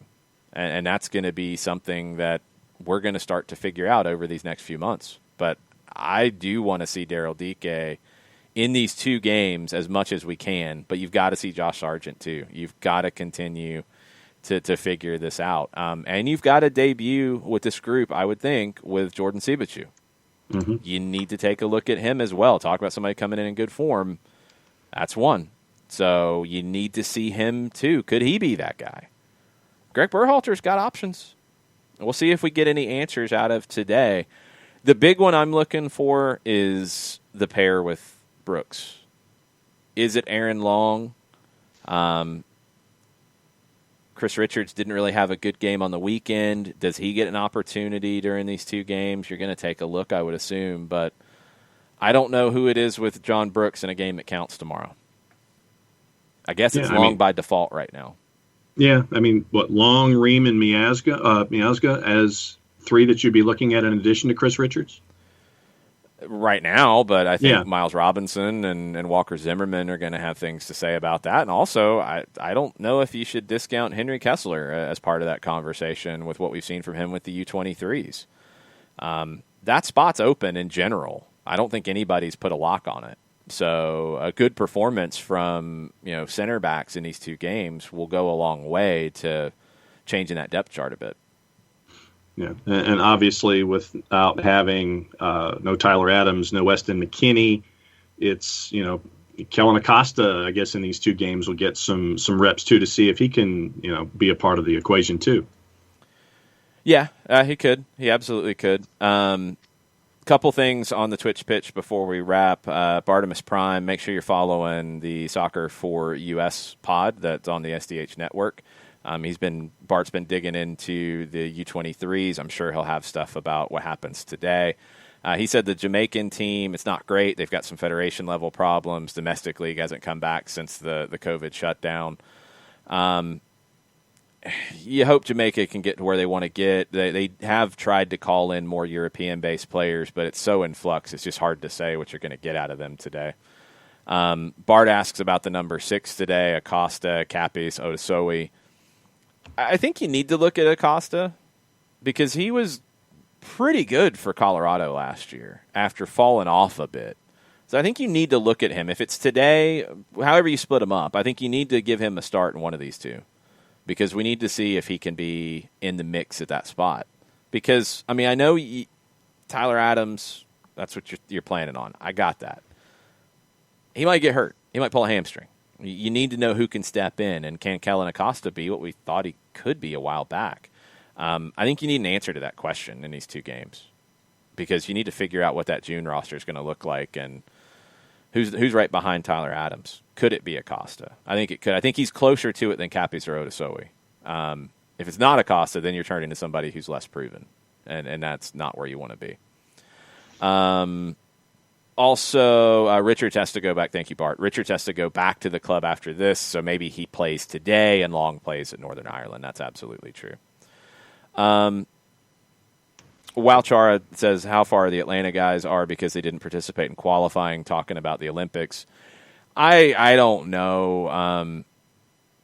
Robinson shouldn't be blocked from going to the Olympics because of that. I mean, if Christian Pulisic said he wants to go to the Olympics and his club will release him, he's going to go, and he wasn't part of qualifying. Same for Yunus Musa, same for Daryl Dike, same for so many players that are age eligible who are playing in Europe who weren't called in for this. So I thought the comments that were made by Jason Kreis about, it could affect their standing to go to the Olympics is 100% unfair.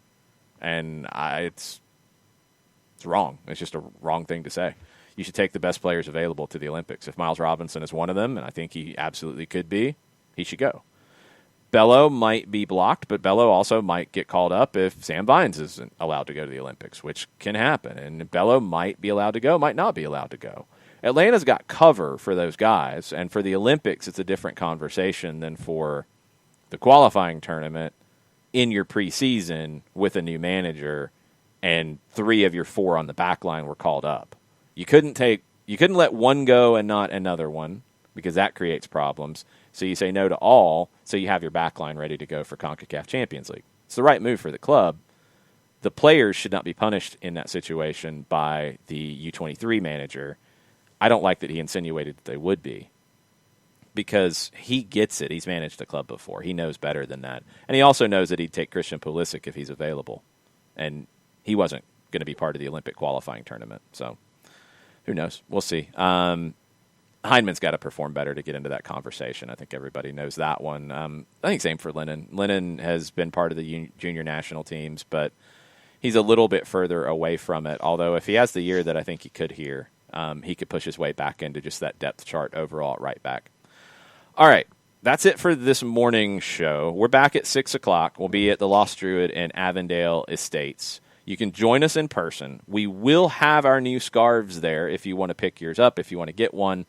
You can grab one there. Also, if you've already ordered one and you've sent me your address, they will start to be shipped out this weekend, starting tomorrow. Show starts at 6. Get there at 5. Get there early to get a spot. I know the weather is a little dicey. I think it's supposed to be better tonight, hopefully. Show will be from 6 to 8. It is going to be socially distanced. There will be a mask policy. We're asking everybody to be respectful of all of that. We hope to see you. If you can't join us, you can always join us on Twitch, twitch.tv/soccerdownhere. We'll talk about US Jamaica. We'll talk about any other news that pops today on Atlanta United, on MLS, et cetera, et cetera. But there'll be a lot of US Jamaica. There'll be a lot of US U23s. A lot of that today on Soccer Down Here /over there /from the Lost Druid. Live tour today, 6 o'clock. Hope we can see you there. Y'all have a good rest of the day. Mucho platiel. Mucho platiel.